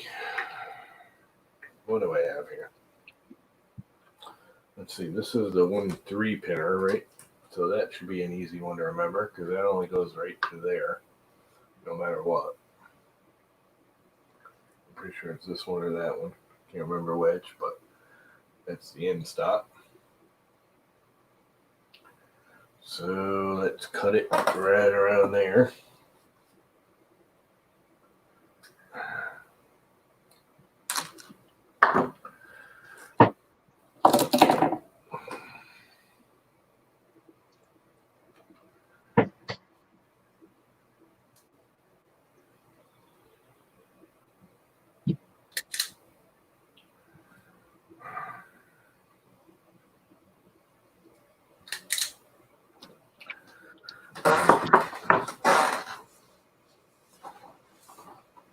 I got a big old mess on the floor. Oh, and I'm going to need my glasses again. Need the glasses again. Oh, wire crimping. I just plan on getting it through until lunch place starts showing up again stars and maybe use it as a pie can. That'd be great. I won't need to bother. Yeah, no. The hell is that noise? Why is that thing making noise like that? That's a new one.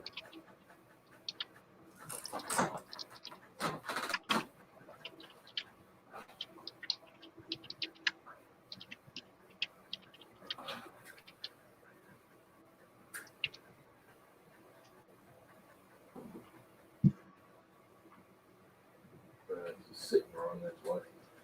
We need to put rubbery feet under it. We need to put some rubbery feet under it.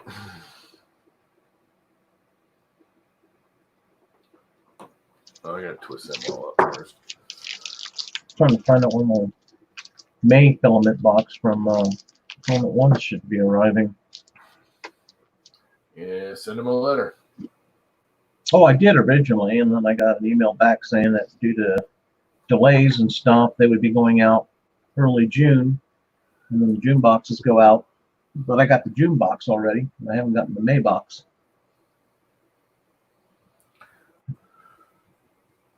I'm trying to see if I've gotten some kind of an update for shipping that I may have missed.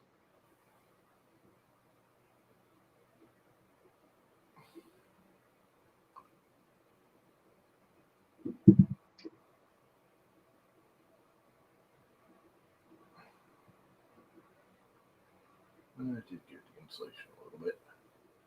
Not as much as I'd like, but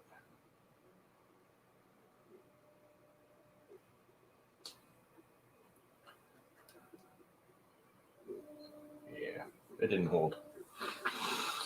Try again. I think because this is heavier duty insulation where it's the silicone, I'm going to go up one size. Well, it looks like on the 15th they sent me something saying it was getting ready to ship out.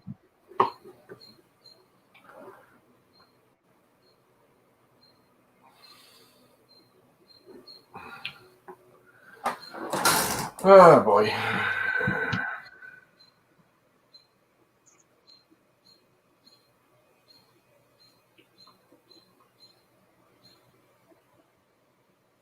Seriously? Seriously?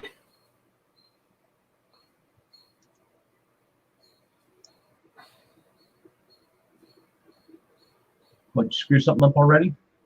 No, it's just this wire is wire I bought, and it's like fancy silicone crap. Mm.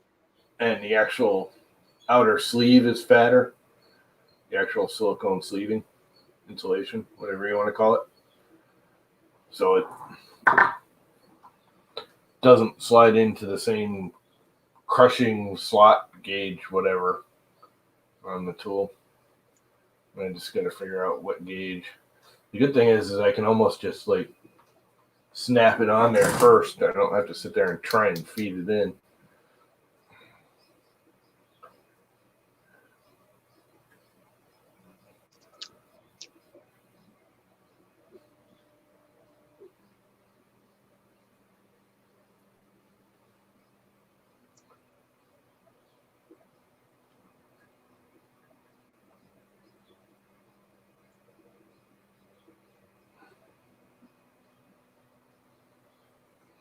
That worked, sort of. I hope it goes into the plug because it is quite a bit fatter insulation. Just a little bit fatter. So I hope it fits in the plug. Actually, I know it does because it's the same thing I just snipped out of it.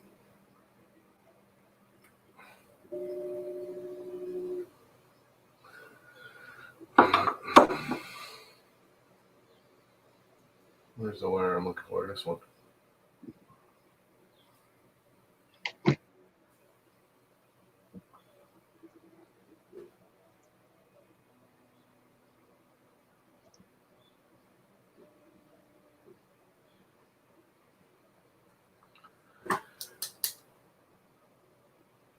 All right, which one of these slots do I want to use?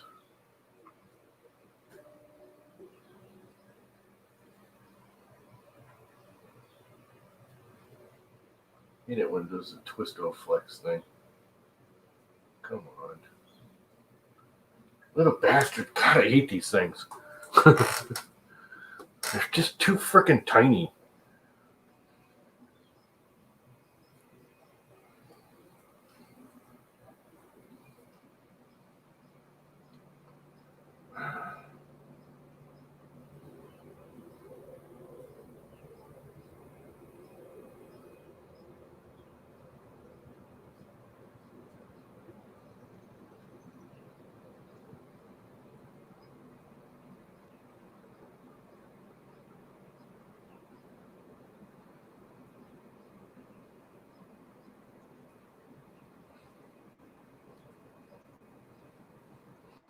All right. This is a 3-pin, and the white one goes on top and the yellow one on the bottom and nothing in the middle. There's 2 wires, but it's a 3-pin. What did I do with my box of plugs? I put them away, didn't I? Yes, I did. Nope. Good. Look at the 3-pin out. I sure do. What I just say it is? No, it wasn't. Matters which one goes where as long as I go to the 2 outside, yellow on top, but I'm going to make sure it stays the same just for giggles. Oh, this has got a freaking thing in it. Oh, where are they?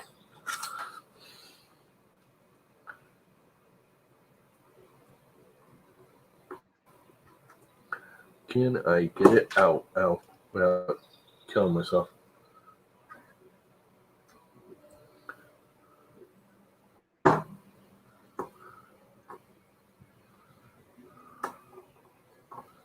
Probably not.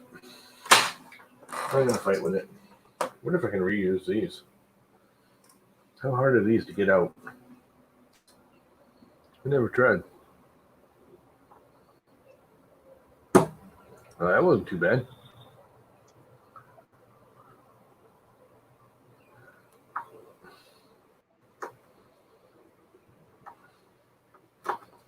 That one just stripped out instead of fucking pulling the pin. So now I got two of these plugs with a plug still stuck in there. Oh well. I have more. Just hate wasted. I don't think I have that many threes. Here's one.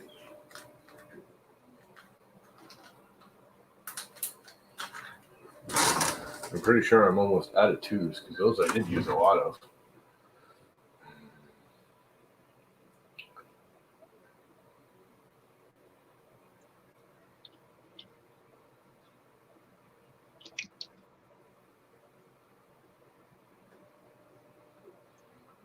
Yeah, I'm gonna have a hard time getting these in there because of the fatter wire.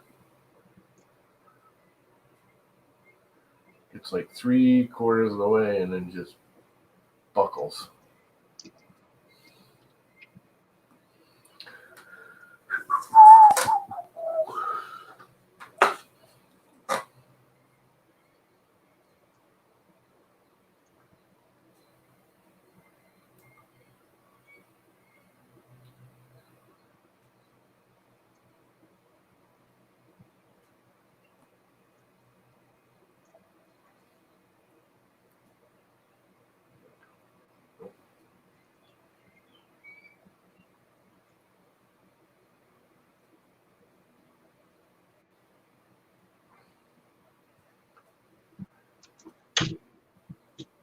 Trying to get my morning clicks in.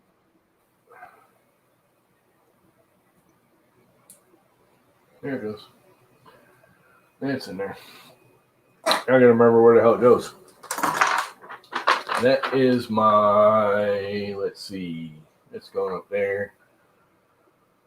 So that's my X end stop.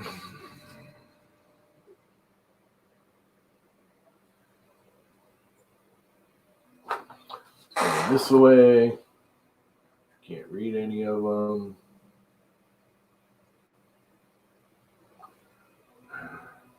Where the hell is the X end stop? All right, I'm gonna mute my screen and stuff for a moment. It's the third one up from there.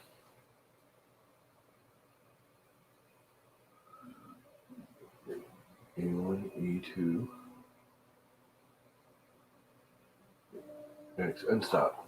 E1, E2, X end stop. So yeah, it's this one right here. I think I'm gonna, I don't know, should I leave it underneath or? I don't know. It goes right here.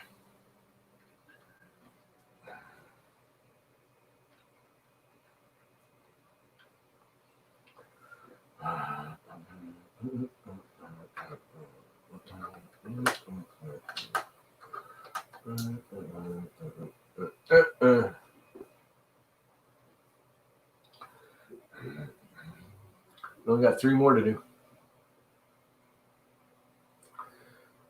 And I don't remember what each one is. 2 of them are fans, and one of them is the thermistor. I'm guessing the white to white is the thermistor.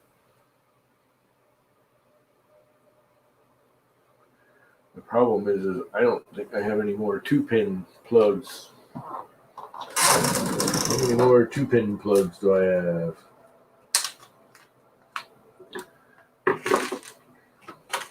And 1, 2. Oh, I got plenty. I got plenty.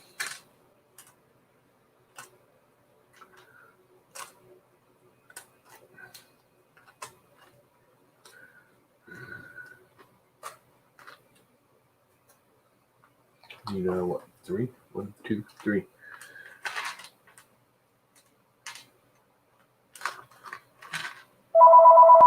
Oh, now what?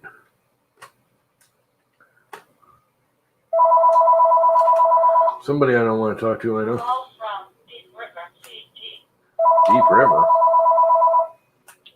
That could be Call my brother. from Deep River, CT. That could be my brother, but I don't think so, because he doesn't call from Deep River. He will leave a message.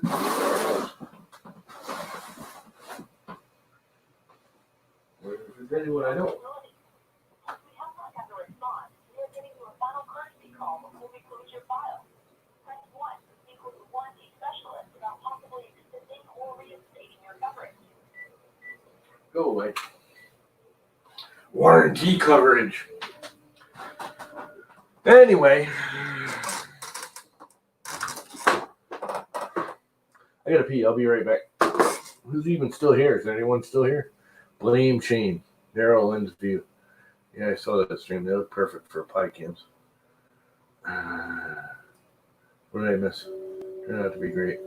K3D said some good 280 cams coming in. Not sure what price he'll be selling it. Oh, he's getting his own. Yeah.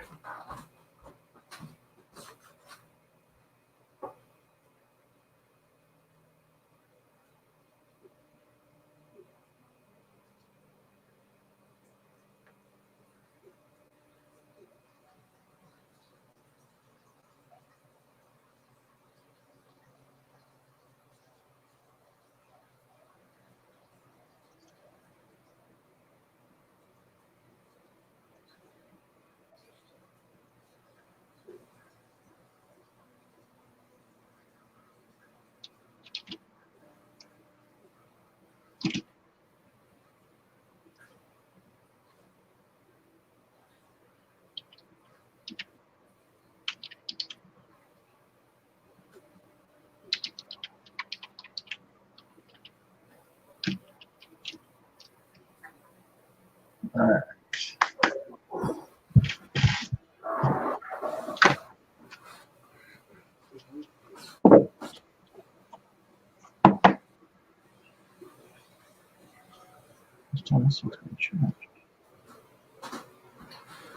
I cannot wait for my new chair to come.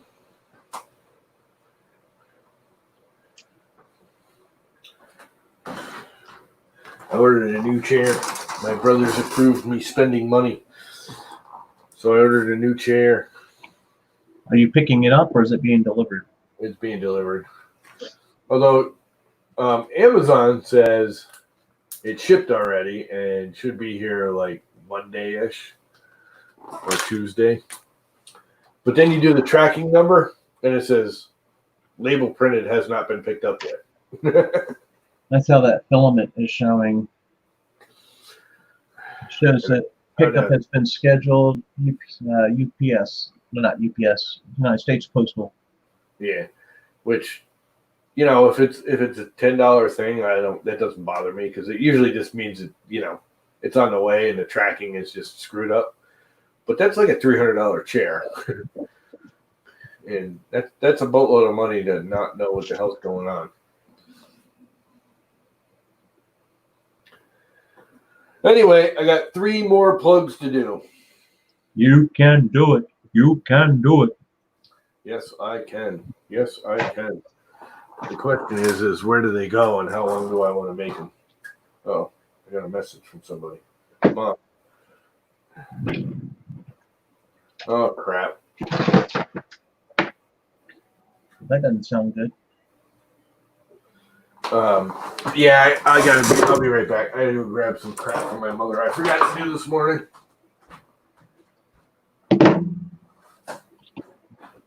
Gotta take care of responsibilities before you can play.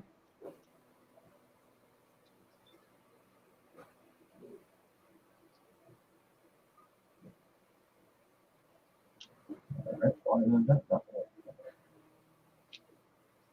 trying to get this 4K camera.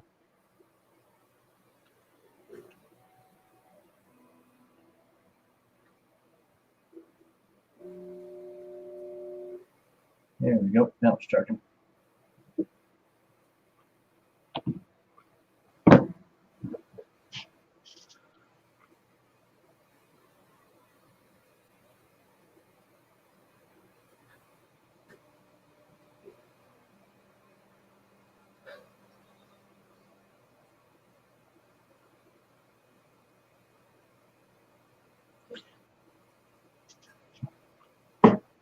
So I missed out, Ricky. Was the phone stolen or lost? And then taken by somebody who found it. I heard something about Russia or something like that.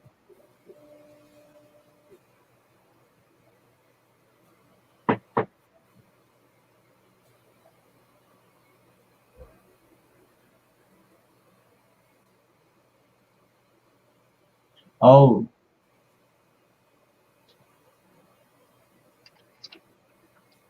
Maybe a phone got stolen.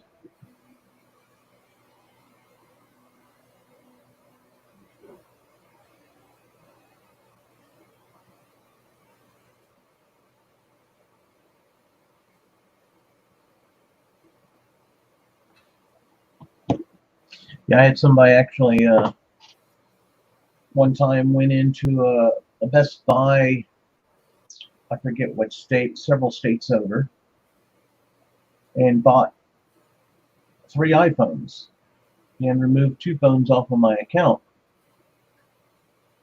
And I only found out because when I was at the station, I was on Wi-Fi, and when I went onto a run and went to call the ER to give them an update on the patient, it kept saying that the phone wasn't valid or wasn't validated or something. So as soon as I got back, I looked up online and found out that I now had 3 iPhones and 2 of my Androids were removed. So I had to call Sprint right away and told them they want to get a hold of that Best Buy and pull up tapes. I said, I'm here in Ohio working. I could not possibly have bought phones in another state right now. But that got all squared away. They had to put some extra things, so anytime I go to buy a phone, I got to jump through a couple of hoops before I could buy a phone. But I'd rather have that inconvenience than knowing that somebody else could just walk in just randomly, no ID apparently, and just be able to buy a phone just because they have a name with a number. Don't know how they did it, but Sprint ended up, like a Sprint or Best Buy, somebody ended up having to eat the loss on that one.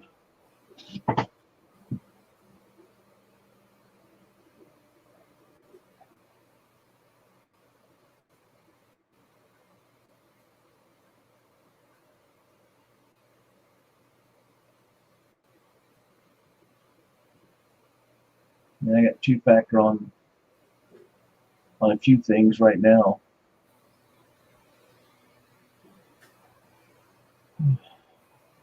I had a friend that worked for a cable company. At one time, they were using this password thing whenever they had to log into the system to service accounts, and basically they had this little device they basically carry with them, and every minute a different password would be on there. So when they go to log in, everything was all time synced. So whatever password was on there at that time had to be entered. All right, that's done. I had to do that one. The bishop is coming to visit my mother. So they needed chairs outside and stuff because they're going to sit outside. And I knew it and I forgot about it.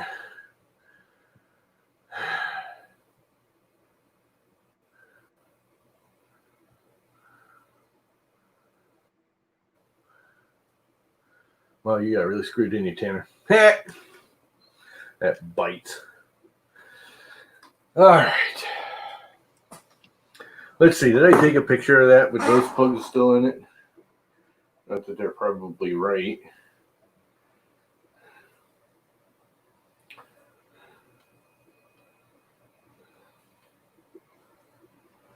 Okay, what am I looking at here? What am I looking at?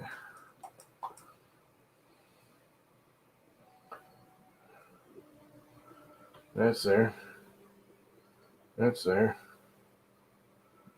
Why do I have another white on white? Where did that come from? Crap.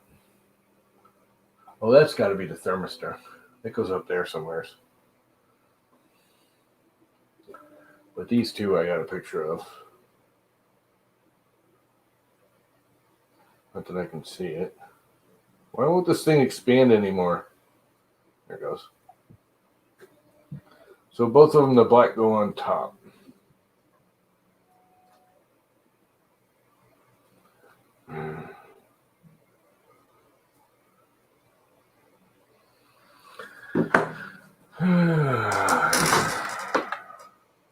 They go right around here somewhere. I'd say I've been lucky. The worst I've had happen is I'm almost thinking about not even cutting. there was a Go down. couple of times I've had my bank debit card and my credit cards used, and each time one time somebody was trying to buy a bunch of iTunes gift cards, which the credit card place automatically flags as suspicious, because I guess that's the thing everyone does is buy iTunes gift cards. They flagged it, text me and say, hey, did you just purchase this? If not, call us. Yeah, gift cards are big because it's untraceable once you buy it, you know? Yeah. Which it really isn't.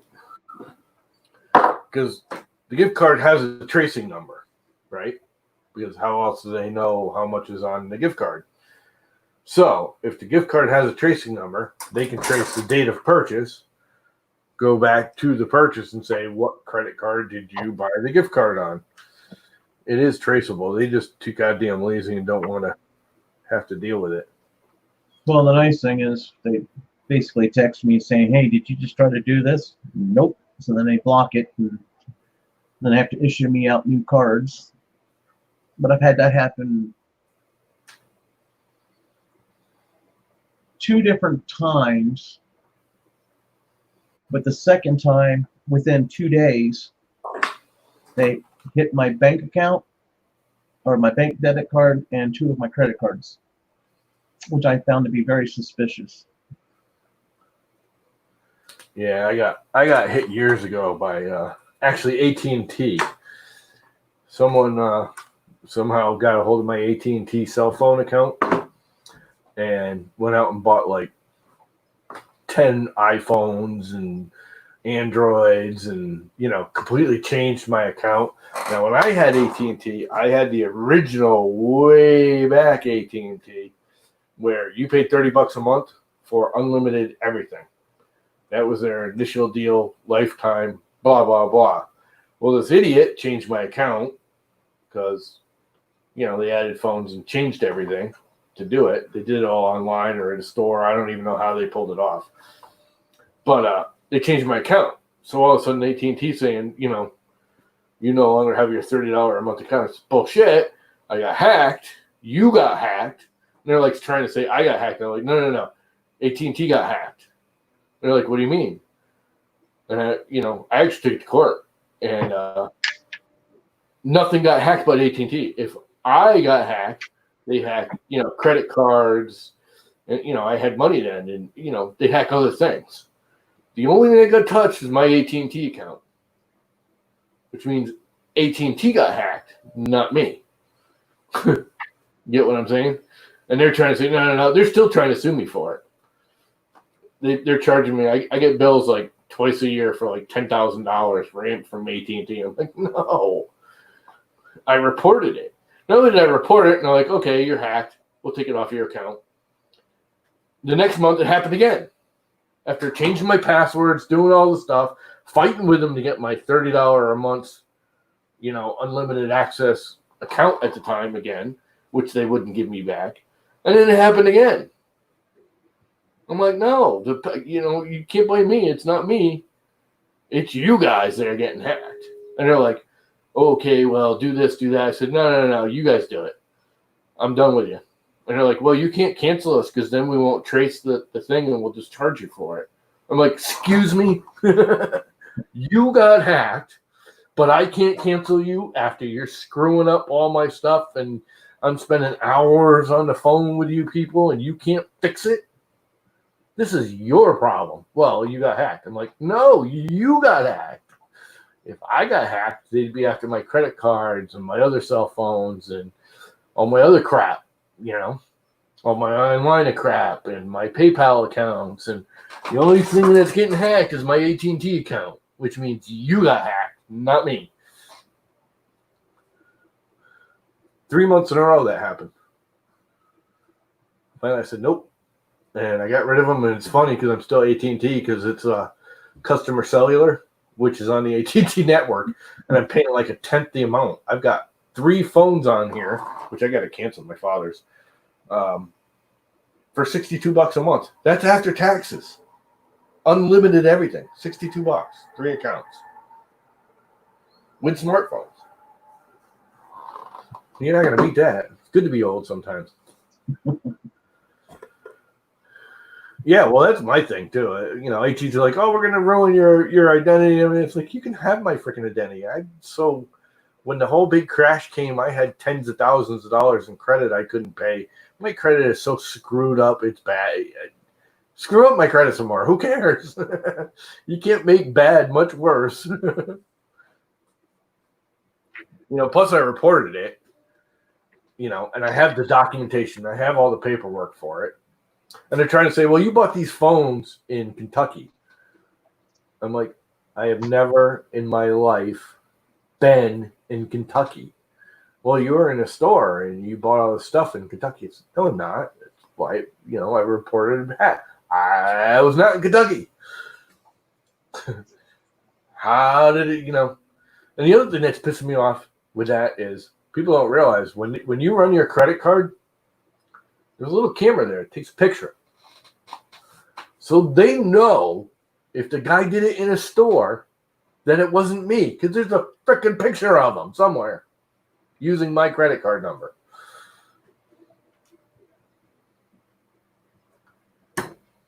Or my AT&T account. That's what he did. He used my AT&T account. And I only found out about it. I didn't even find out about it with the bill. He didn't have enough SIM cards or something, so they mailed the SIM cards, and he couldn't change the mailing address. So the SIM cards came to me. He got the phones, but I got all of a sudden I got the mail. I got like 6 SIM cards. I'm like, what? Why am I getting all these SIM cards?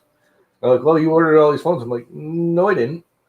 Well, you're in Kentucky. I'm like, that's the other thing. Let me ask you a question. If I bought 6 cell phones in Kentucky, why would I have the SIM card sent to Connecticut? Yep. Excuse me? What's wrong with your logic there, AT&T? And that's what I told Sprint. Some serious. Somebody did it to me. They walked into a Best Buy in I forget what state it was. Walked into a Best Buy and bought 3 iPhones on my account and canceled 2 of my Androids. And I happened to be on duty. I'm like, I'm in Ohio right now working. I said, I obviously have not traveled all the way over there to buy 3 phones and then get back to my shift. Yeah, I didn't cross 3 state lines for, you know, my 20-minute lunchtime. Sometimes I wonder if it's an inside job. People just have somebody come in. It would absolutely not surprise me if it was an AT&T, you know, employee kind of thing. Because that's the other thing too, is I had very little activity on it, and that's probably why they thought they could get away with it. Because at the time I was working for my big corporation, and I had their phones. The only reason I kept my phone is because of that locked-in $30 a month thing. And I had 2 phones on it. I had my phone and my mother's phone. And it was $60 a month for unlimited everything, which was unheard of back then. That was, you know, AT&T's big thing when they first, you know, got into the cell phone is for the first 6 months, if you signed up for AT&T, they gave you $30 a month, unlimited everything for life, guaranteed, written in paper.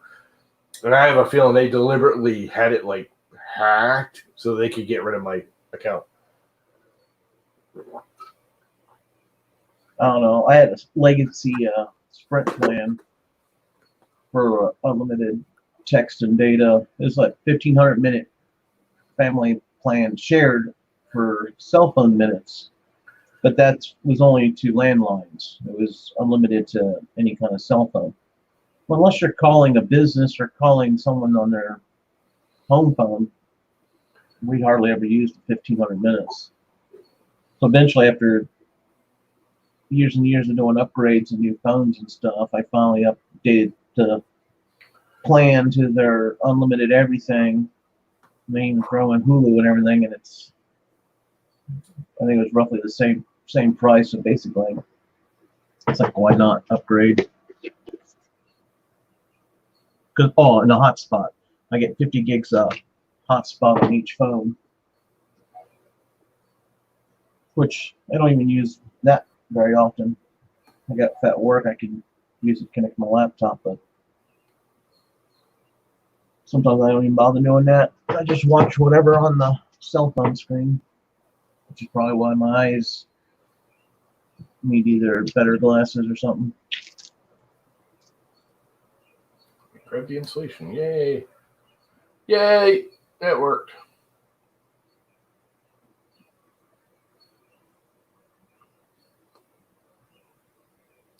And that worked. And that's holding. Let's do another one. This must be so boring to watch me fighting with these freaking wires. Well, of course, being left-handed, I have to like set it up, get it all, and then try and switch hands without dropping it or crushing it too much. And then get my damn eyes to focus. And then get the damn thing threaded in there because I'm old and blind.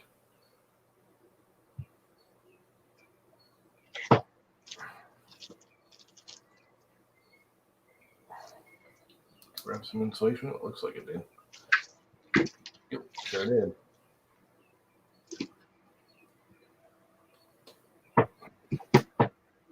Right, grab the wire. So that one's down.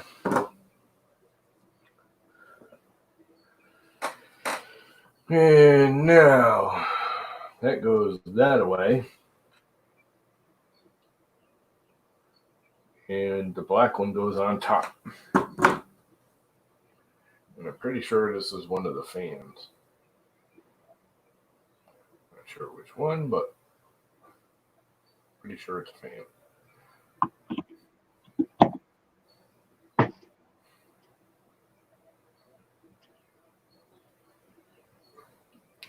And I'm going to have to force it again because the insulation's a little too fat.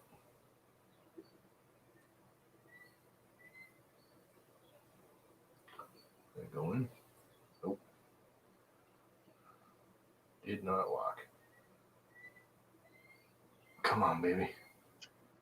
We'll lock in there. Oh, what it is? That one locked? I don't think it is. Nope. There it goes. Hurt snap. Now, by my little picture, that's the second one down right here.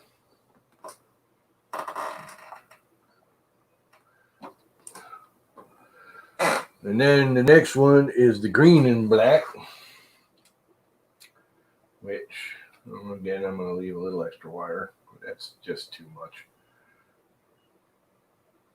I can't believe I'm redoing these for frickin' to take 6 inches of wire off, but why not, right? While I'm at it, I might as well go all the way with it. Right.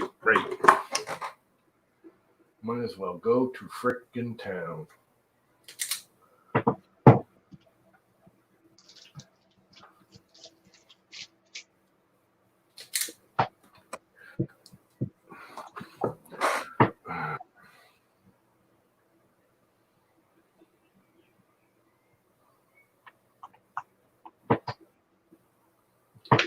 Could be doing with these is putting a little heat shrink on them to hold them together. Well, I can do it with tape.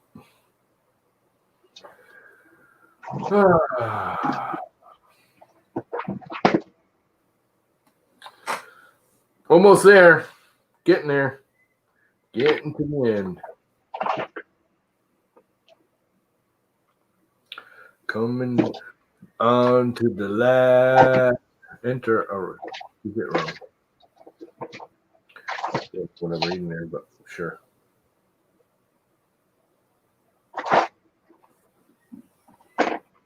Somebody's entering a digit wrong.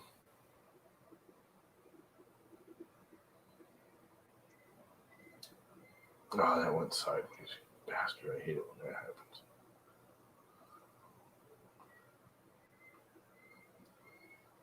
Yeah, it clamped. That's unusual. It actually looks pretty good. Even though it went sideways. Well, no. I like it when you get the perfect, the perfect little curl over and it's all perfect. These things are really good. I mean, if I can use them, anybody can use them. They definitely give me the best clamping, gripping action. They're kind of a pain, especially when the doesn't want to stay square. Just over clamped it already.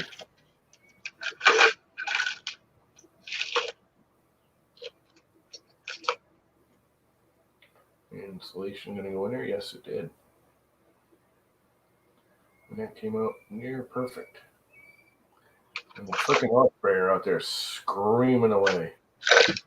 Can you guys hear the osprey screaming? I hear some noise. I mean, the lawnmower's going down at the end of the driveway. The guy's mowing a field. Ew, Jesus. He went, whoa, he was right outside the window. And once again, black on top, pin goes here. So it goes this way. Why is that not wanting to go in there at all? Oh, that looks like a bad clip. I just saw that. I think I can fix it.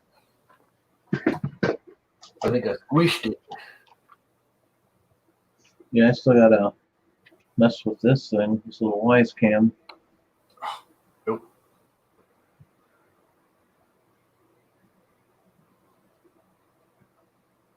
Wise cam. I love my wise cam. Yeah, I got a wise cam pan. Oh, you Paid get like $12 for it. Where the hell are you It getting works. these deals? What are you bidding on them on eBay or something? No, it's an auction site, but a lot of locations that are real close to me. And there was a period there for about a month or two where there was just a ton of wise cams coming through. And I happened to I would bid like $10.50, and I really wouldn't go over that. And I won, so I think I paid like 11 something out the door. And it was, as far as I could tell, it was new, or appears new, and it works.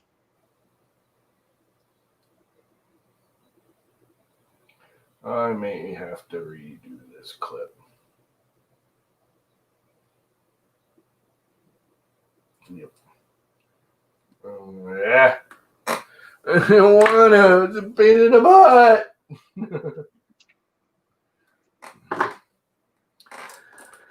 I hate these things.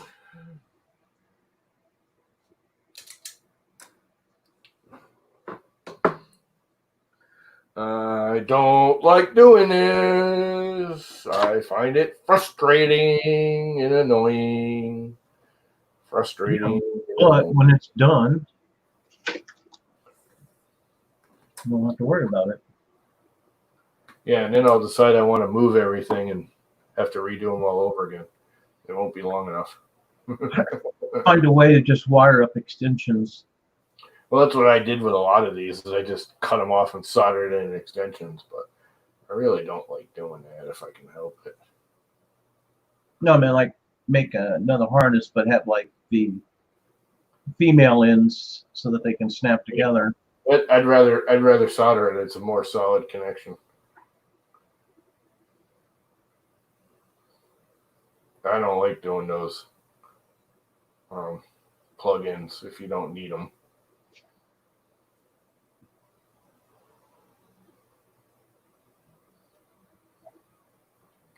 That's much better. Much better. Where'd my plug go? I got one that's all marked. That one. If I don't lose it.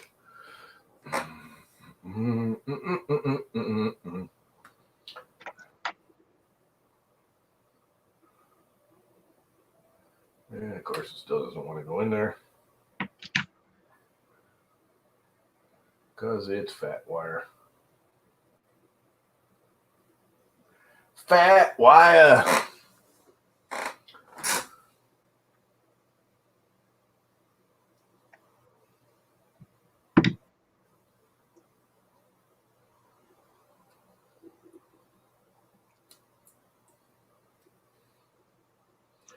They are in there now, and that goes right there. Okay, why are you not plugging in? Oh, so I line it up. And this, I believe, actually goes up here somewhere. Where's my thermistors? Where'd my little sheet go? I'm pretty sure that's the thermistor coming out of there for the hot end. Let's see, do I have another all white set coming out of that? Nope, I got a white and a yellow, but no all white. This is definitely the thermistor plug. I'm just gonna figure out where the hell it goes.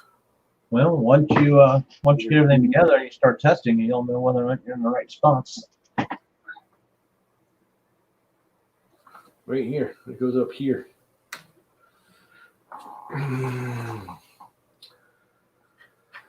Goes up here, like right around there somewhere. So if I make it about that long, I make it a little too long, but it's still way better than it was. There's much less rat wire in here than there was. So right around there somewhere.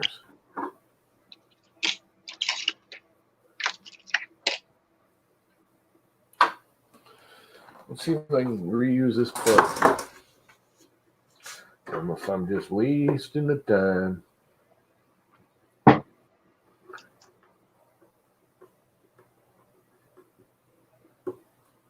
That one came out.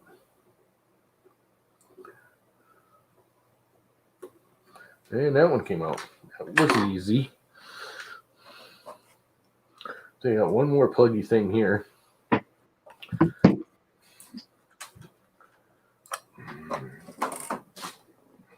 Some of those longer ones I might reuse.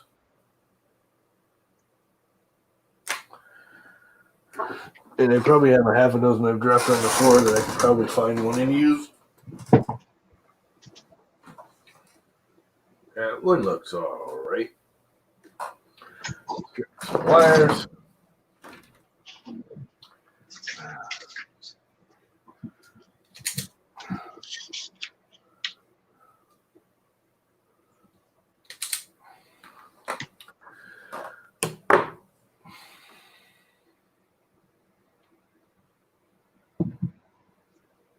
I always feel like I should fold the wire back onto the insulation, so when you crimp the insulation, I know everyone says not to do that, but I don't know, it just feels like the right thing to do.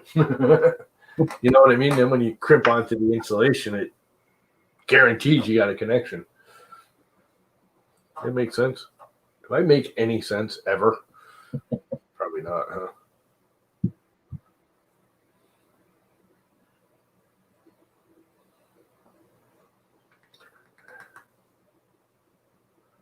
Yeah.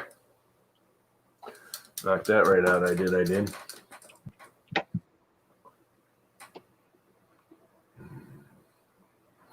This one I can probably use if I reopen it a little.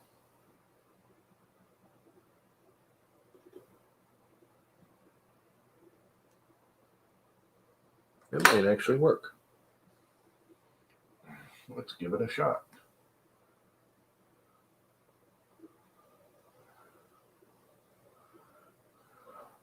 I think that's doable. All right, now I gotta get it all lined up in there. Clamp down.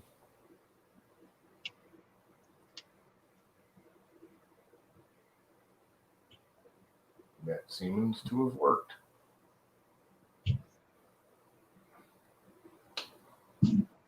And that seems to have worked. Now I need one more clip. I dropped enough on the floor here. I should be able to find one more without digging into the bag, but I guess not. Oh, here's one. Is it any good? Sure it is. Looks just fine.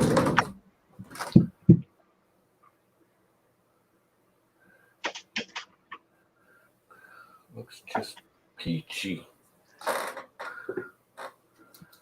Super duper peachy.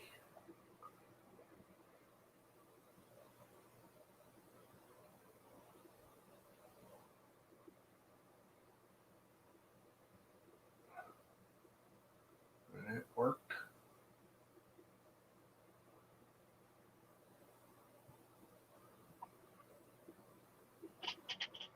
And that worked.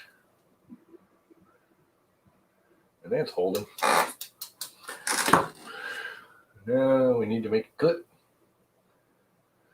Make it clip. Doesn't really want to go in there, does it? Snapped right in though. That's holding.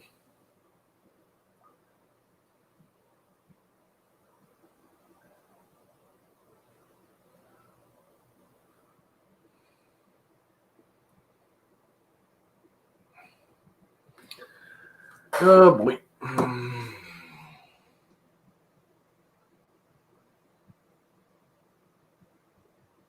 This one's not cooperating so much. There it goes though. And that goes right there. I think I'm done. I think it all worked. The only thing I need to do is add a fan, which that's what this is for. Hell, I could probably reuse one of them wires. Doing it all. I had one with a clip still on it and everything. It's not. Thought I threw it over here with a clip and everything on it.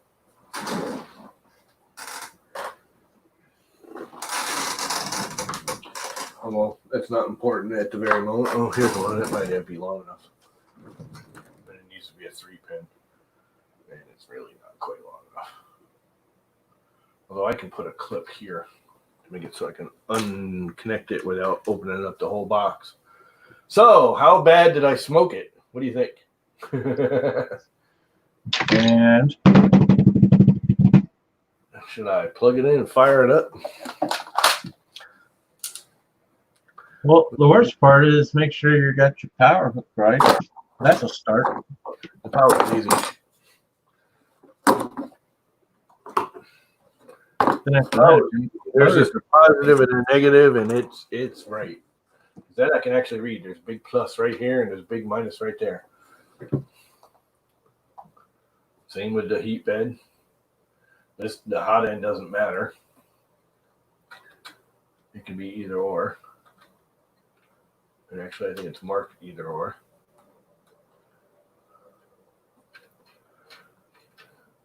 The only thing I can have screwed up is my end stops. So let's make sure I got my end stops right. This is my Z end stop right here. Where is it coming in? Going into this cable. And I have my Z and my Y backwards. Know that already. Because this is definitely the Y. And that's the Z.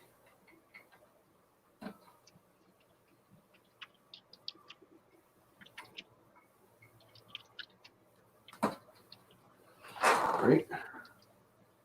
Z, Y, X. But what are those? 1, 2, 3, 4, 5. Z, Y, X, E. But those are those two.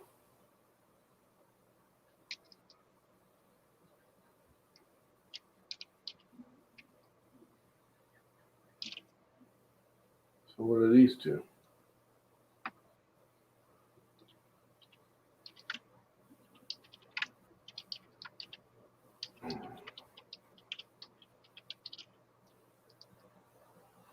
It's really hard to read.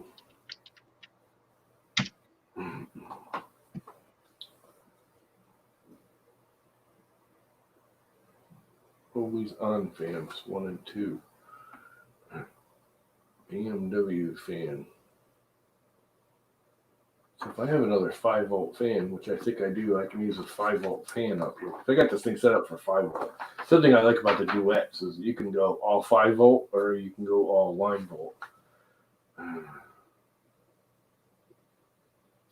Here 1, here 2.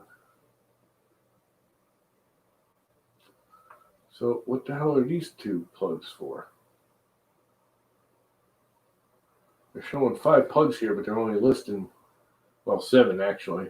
They're only listing 1, 2, 3, 4, 5. But they got 7 plugs here. So what are these other 2 plugs for? They like auxiliary that you can program for whatever you want. Not used for external drivers.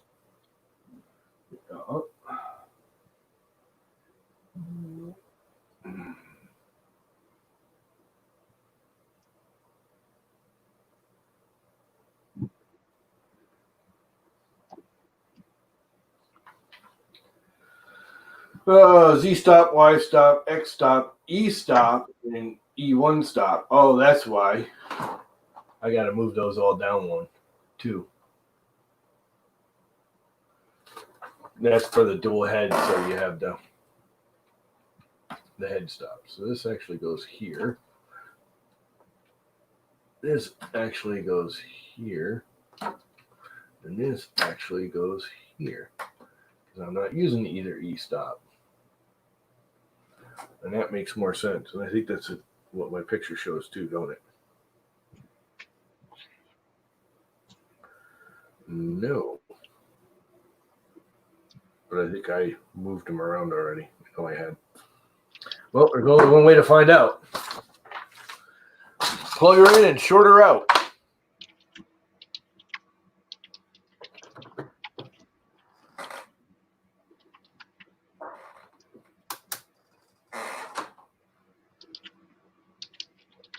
Okay. Oh, this whole thing's got to be on first.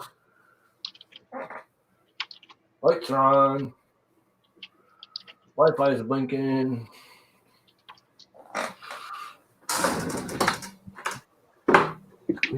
Plugs and wires.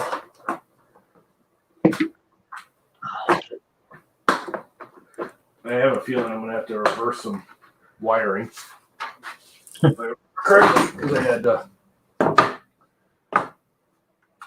end stop, the stepper motors. I think I had a couple originally wired in backwards, and I just flipped it in the firmware. I didn't do it in the actual physical unit.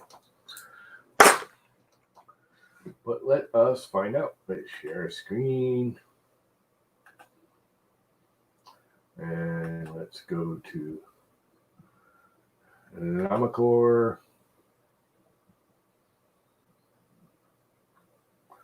And let's home Z.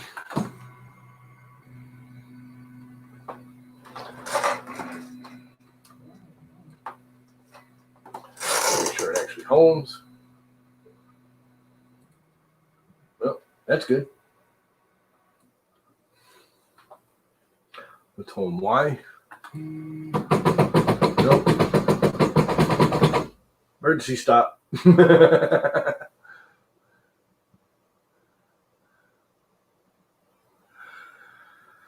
Oh boy. Which one do I have backwards? That is the question. Which means X won't home either. Unless it was actually homing and it was not registering the end stop. Let's try that again.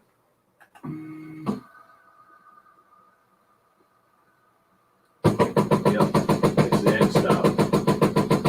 I got the wrong end stop somewhere. So it went the right direction.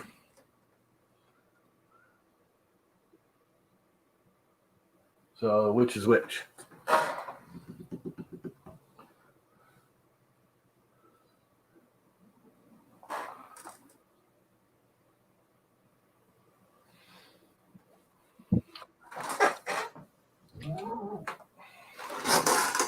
Let's try in home X. Moving the right way. Okay, I just got the X and Y switched.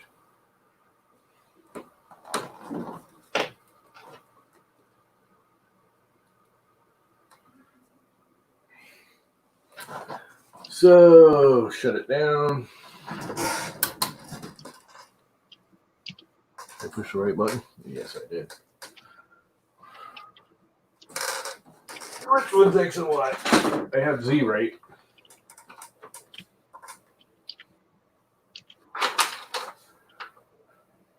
Z stop, Y stop, X stop. So I gotta switch these two.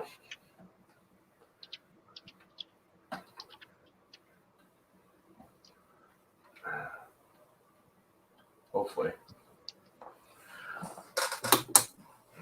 That's all I screwed up. Connection lost.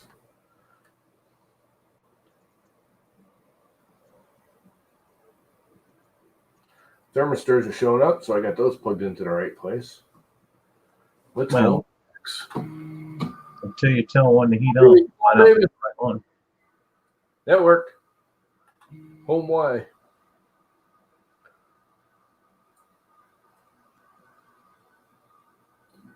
That worked. Let's heat her up.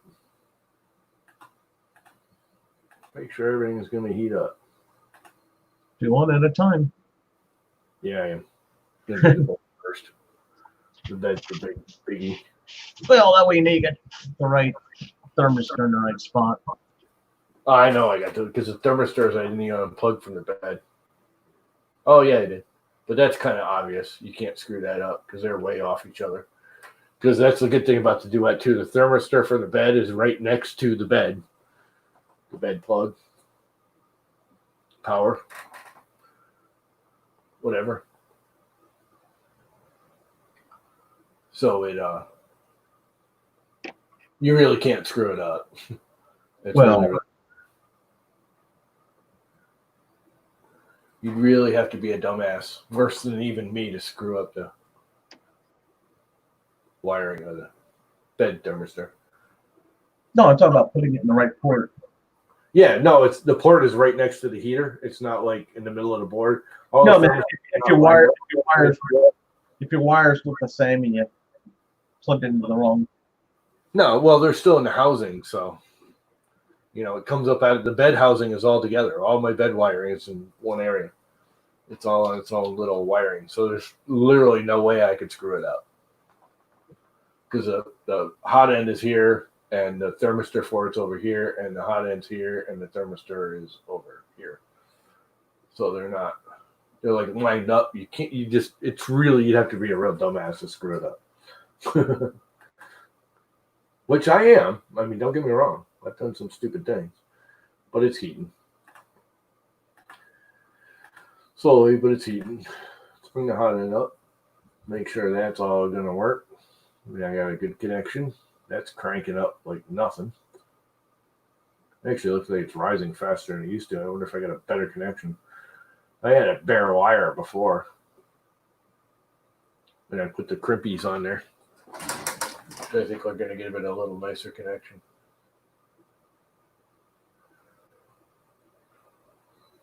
But it looks like I have 0 to 0 and 1 to 1. That would be my only concern with the hot end is, you plug the thermistor into 0 and the wires into E1 instead of E0. But obviously it's working because it's cranking up. So it looks like I did it okay. The only thing I switched was the X and Y's end stop. So I'm good. And this thing's done. You're going to laugh when you guys see this stupid thing that I had to do. Oh, break free.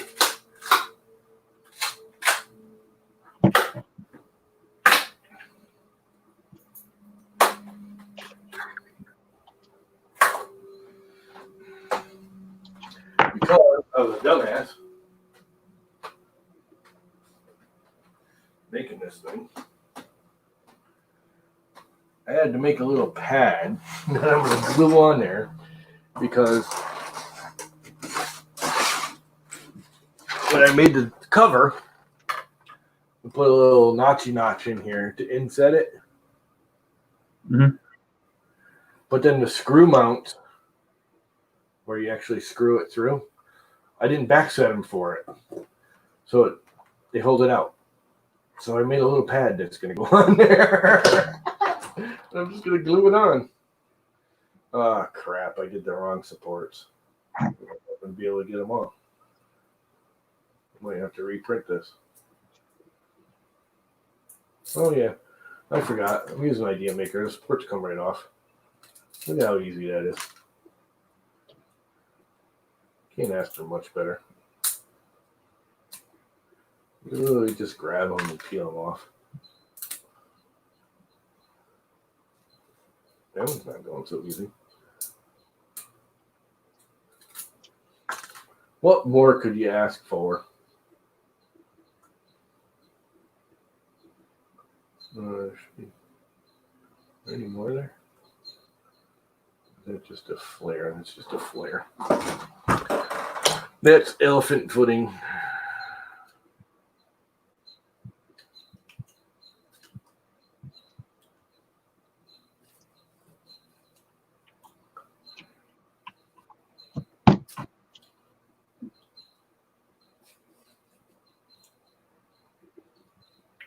This ought to look funky, but I don't care.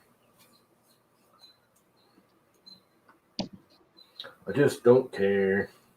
Next thing I gotta do is make a better fan mount because I didn't put screw holes or anything for the fan mount.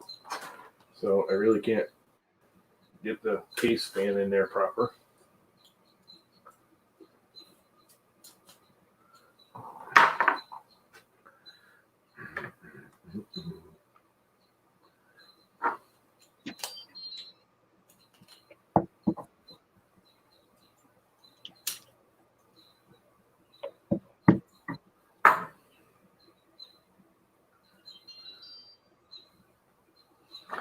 Let's see. This should snap over this thing just like this. Not that it's gonna. I have a feeling I didn't give myself enough clearance, which I didn't.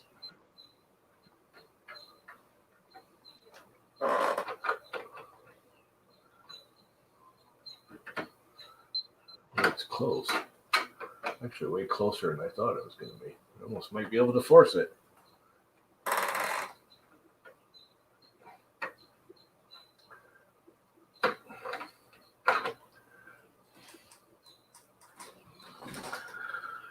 Where's my, not these.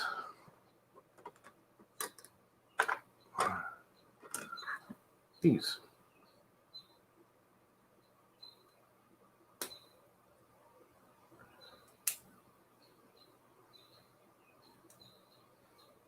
These and these and that's and them's.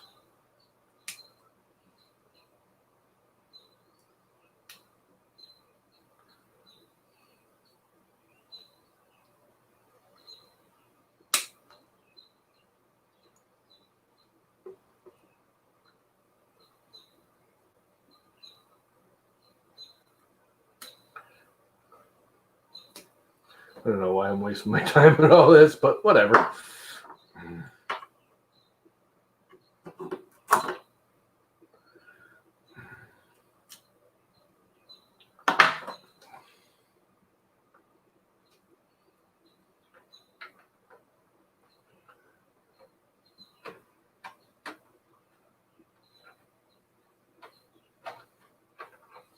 Maybe we're almost there a second ago.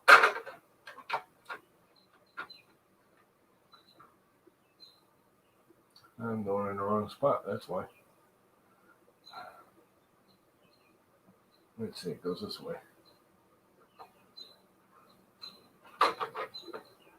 It's so close. It just wants to snap on there. Like it should. And yet it just doesn't want to.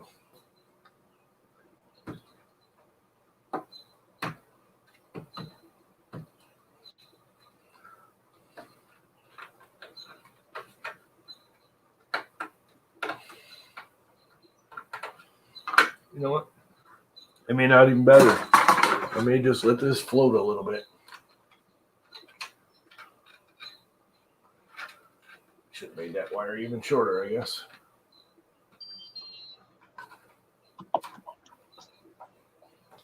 Here we go. Covered. The only problem with all these covers is now you can't see all the little LEDs and what's running and what's not.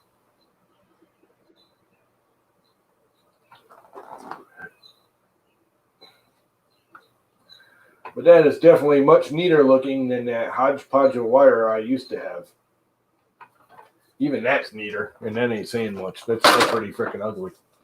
So, I'm going to go with somewhat of a success. Well, there was no smoke, so Success. I'm going to go with 90%, that's like amazing for me. Because I usually don't get that much success. And I'm going to shut everything right the hell down. It's freaking hot in here. It's almost 80 degrees in this room. So there is that. Ka-chuck, ka-chuck, ka-chuck. What are we ka-chuck in there? I'm not getting it there, but your stepper motor, huh? your stepper when it was homing. Oh, that was a long time ago, huh? That was 12 minutes ago. Yeah. That was when I was, it's not bad though, considering that's all I did was flip the two freaking end stop switches. I should almost activate homerless homerless homing. Homerless homing. Done. Sure. What tells this thing got the 2130s or whatever? I think those will do that, won't they? Pretty sure that's one of the things that. Yeah, Duet. 22. I think 2209s and up. Yeah, well, this is before those. Don't forget the duet was they're 2130s, I think, in this. Yeah. In the duets. The Duet 2 Wi-Fi.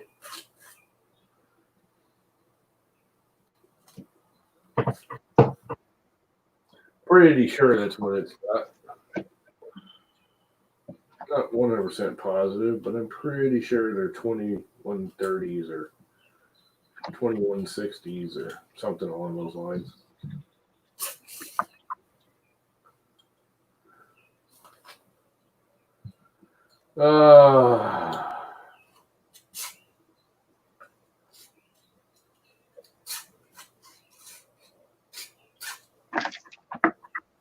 Still got the motor. So on that note, I think I'm going to kill it.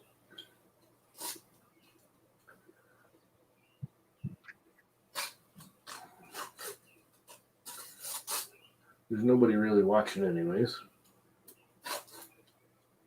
No. So it was about 7. Yeah, I got 8, but yeah, same difference. Well, it's going on 3 hours. And you got a lot done today. Yeah, I got it all working. That's the funny thing. It actually worked. Nope. Yep. I should, in theory, snap on here, but I didn't give myself. I thought about it after I made it. I don't have enough. Didn't give myself any printer clearance. But I'm thinking I could probably stress it on there anyways. But maybe not. Oh, it's snapping.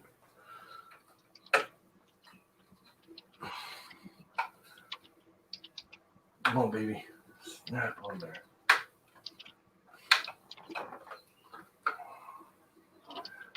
The corners are where the problem is. That's actually on there. Like, really, really on there. The only problem I'm having is with the corner. And I didn't get that because it's swollen. It's sort of on there. So can you trim it any? And that actually fits inside of it like it's supposed to. Da-da-da. There it is. Not quite perfect, but I think if I take my razor knife in here a little bit, clean it up a little more, that'll snap on there proper. Proper, like, cut the corners out, because the problem is, you know, the actual box part, when it printed, this, you know, the corners always swell out a little bit. That is definitely much cleaner than it was. Yeah, what'd you take off about almost a foot of wiring length? Oh God, I took a foot off of some wires, more than a foot, just by themselves. Most of them I took. Again, I originally planned on mounting the board underneath, so when I wired it, I left excess deliberately. But yeah, there's easily a couple of feet of. I probably took 6 to 8 feet of wire off it altogether, if not more. Probably more, actually. And I could even do these again and do them even more. And I still have to wire in the fan. I have to get a fan. Which fan do I want to use? There's a couple. Those are more than a foot each. Yeah, good 2 feet, maybe a little bit more. Just in those two. Fans. We got fans. Problem is do we have the right fan?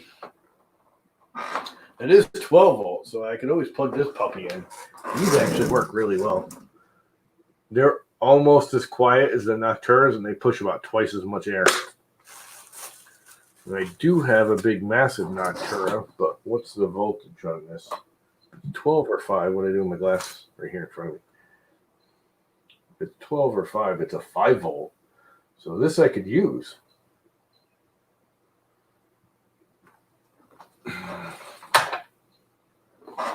There.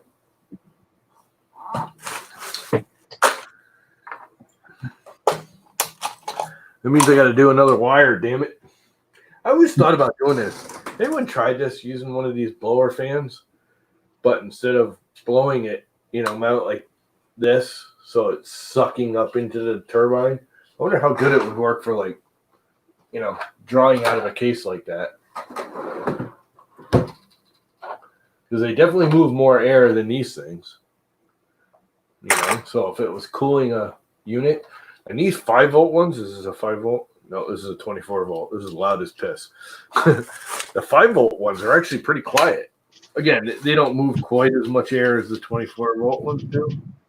I got a 5 volt one right there. I almost wonder if I can mount that like that. You know, and have it draw through the case. But you know, that would be kind of cool.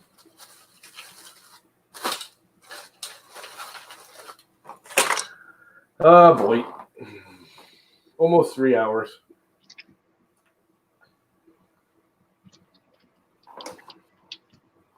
I think I'm done. I'm not even gonna wire in the fan. It just looks so much cleaner now, though.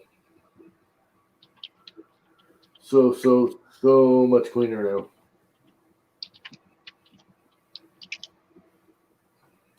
All right, well, I gotta use the restroom. I don't know. Anyone tried this? Using this as a case fan and using this as a puller instead of using this as a blower? It'd be interesting. You can always try. Well, the problem is me trying and not knowing the scientific whatever of whether it's. Yeah, humidity is horrendous here. Although it's dropping. It's only 64% now. It was like 90% this morning. I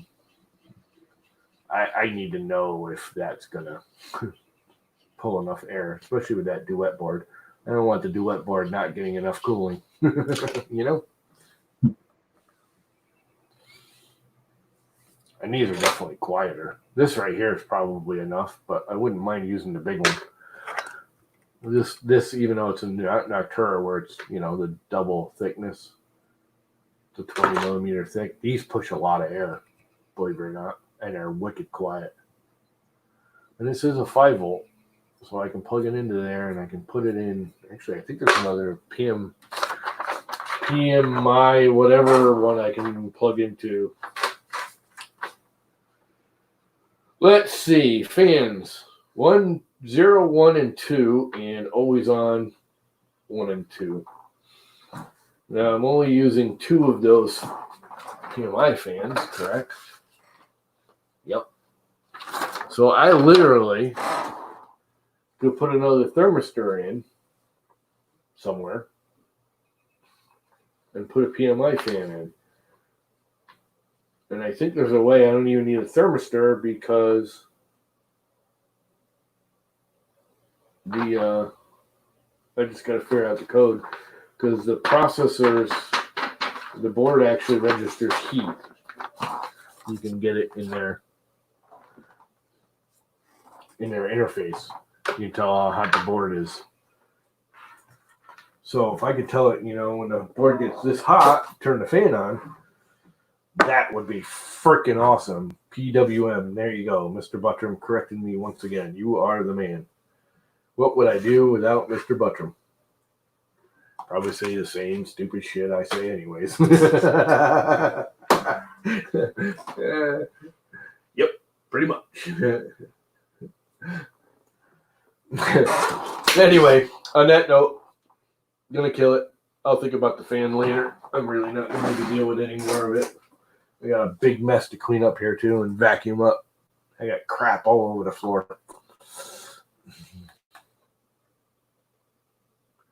Had to take a break. Yeah, me too. I actually have to go to the bathroom and get something to eat. It's almost noon. So, bye-bye, everyone. See yours. End broadcast.